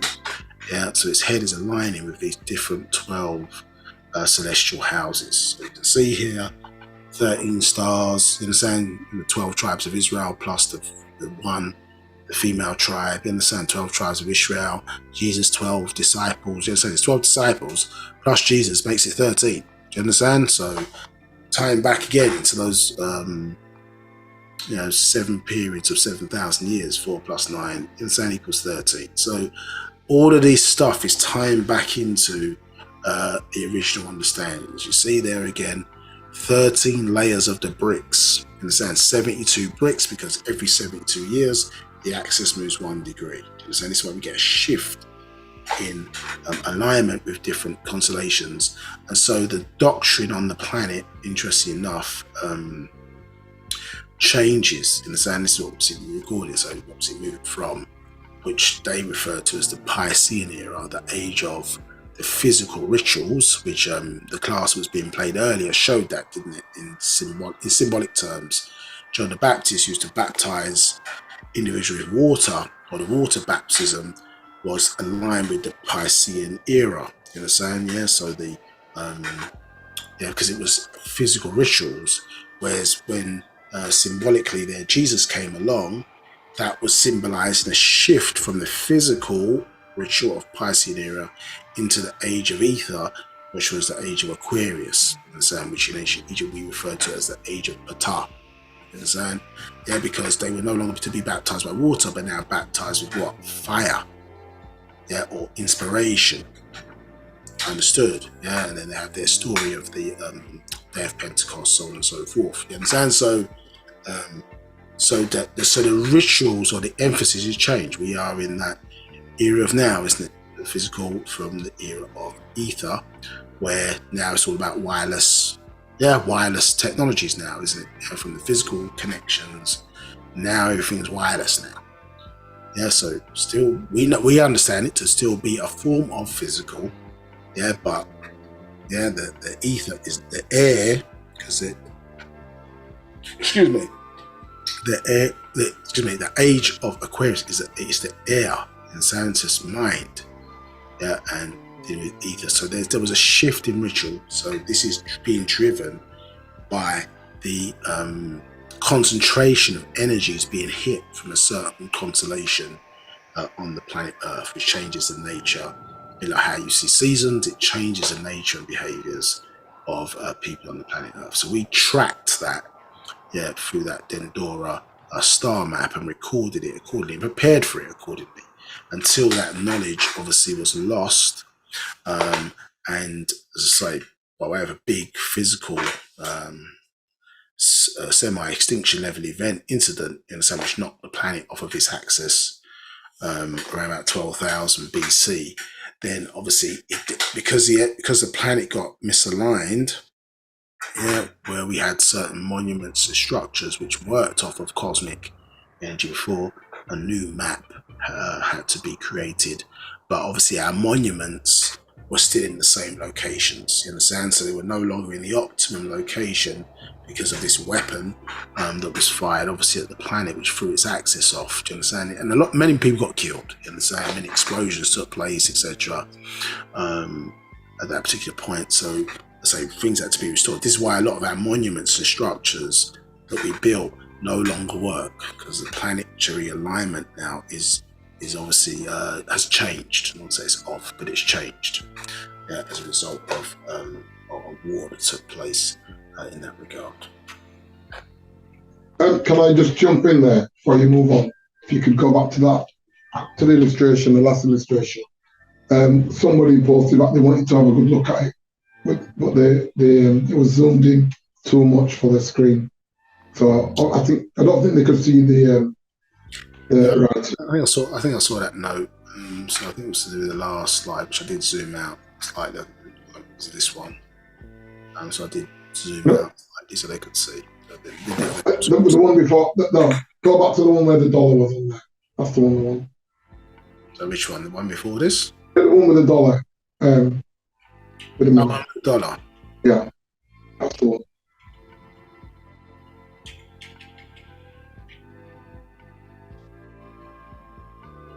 Yeah, this is something you can research. You can find. It's not difficult to find on the net. If you need a copy of it, or take a screenshot. I think they probably got a screenshot. Okay, then I'm signing off.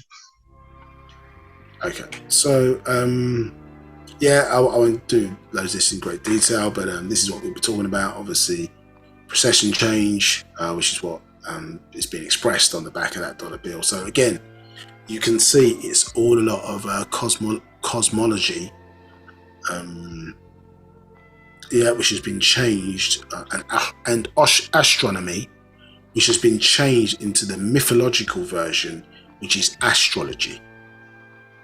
You understand? So the nature of the beings of free ether or ghostational ether, remember the foundation of that is myth and lies. You understand? That's the nature of it. So you understand that they're taking facts and making it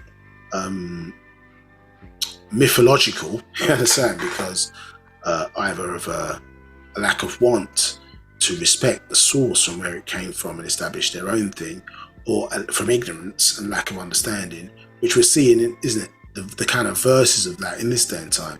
So yeah, lies and trial by media and things of that nature, or people turning around and saying so they can't be held accountable for what's factual or non-factual, for example. They say, well, it's just my opinion.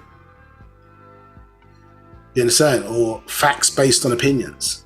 You understand? So there's a stirring of the line, so you can't hold anybody accountable. Well, either you're considered to be wrong in the context of a fact, or right in the context of a fact. Well, I'm just giving my opinion, so then I can say anything that I want, not be accountable for, because it's my opinion.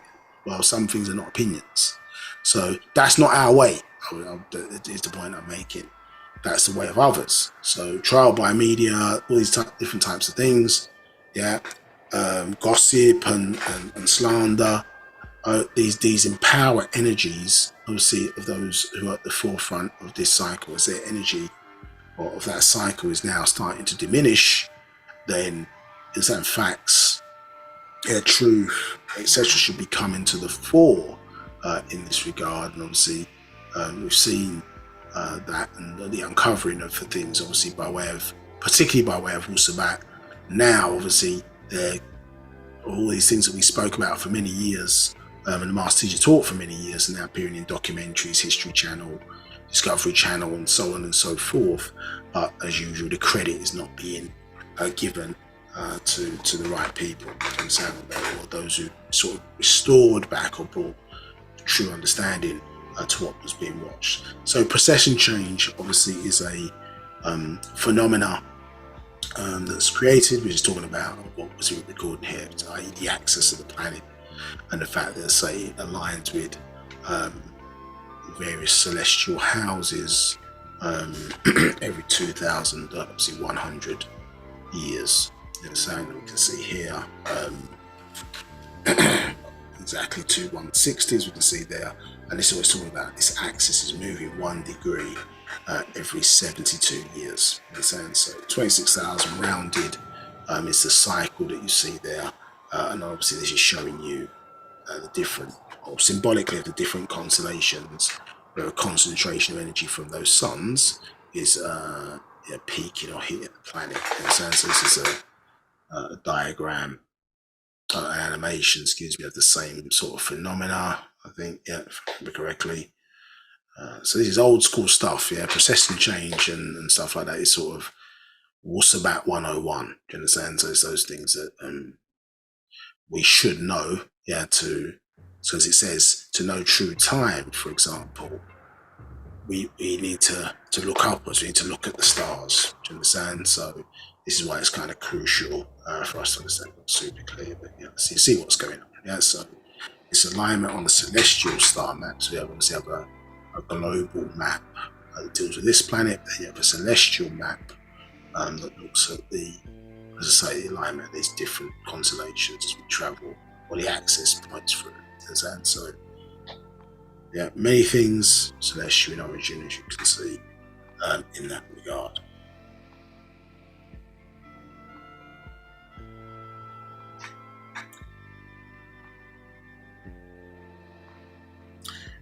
Okay, where we at? All right, so I think I'm gonna stop there. I'll probably need just one half of a next class, probably just to wrap this up and this subject areas up. So we'll do that next time and get into that. So delve a bit more into the symbols and pick that up. Any questions before we close? No questions. Okay. All right then. Okay. Well, appreciate everybody's time today. I'm sure it must have been engaging because we were fairly quiet, we were concentrating. But you can see how kind of these were deep, but how things interconnect. And as I say, time seems to be irrelevant to the master teacher in terms of setting and informing us of a particular subject at one point in time. 10, 15 years later, and once those sort of things have soaked in, connect the dots in many different ways and manners. Do you understand? So, very interesting time and language of time, in the same, which is what Sabaik is referred to as the language of time, which obviously we understand now is mind, in this form, is very, very interesting. So our ancestors, everything they did was, but our approach to doing things, you understand, in line with the Panatharu, is miraculous and magical. So we don't care if they want to call one thing magic, or in the same other things miracle. It's magical and miraculous. In the same that we should accept both as part of our culture. Miracles, magic. You understand? We are both physical and etheric beings. Understood? And it's like calling upon our ancestral forces for assistance or help is a natural part of our way of life within Wu-Sabat. And to not use that power, well, you understand, it's on you then if you find yourself in challenging situations and you're not calling upon the help that's been assigned to you to assist you to progress, you understand, your line, your lineage in this life. So on that basis, appreciate everybody for attending another class. We'll be back again in a couple of weeks' time. So next class, I think it's on the 4th of February. Do you understand? And 2 weeks after that. So look out for the advertising, etc. in that regard. And let your friends, family know, etc. of anything that might be of interest to them. And we'll take things from there. Okay, all, take care, stay safe, and we'll see you in a couple of weeks.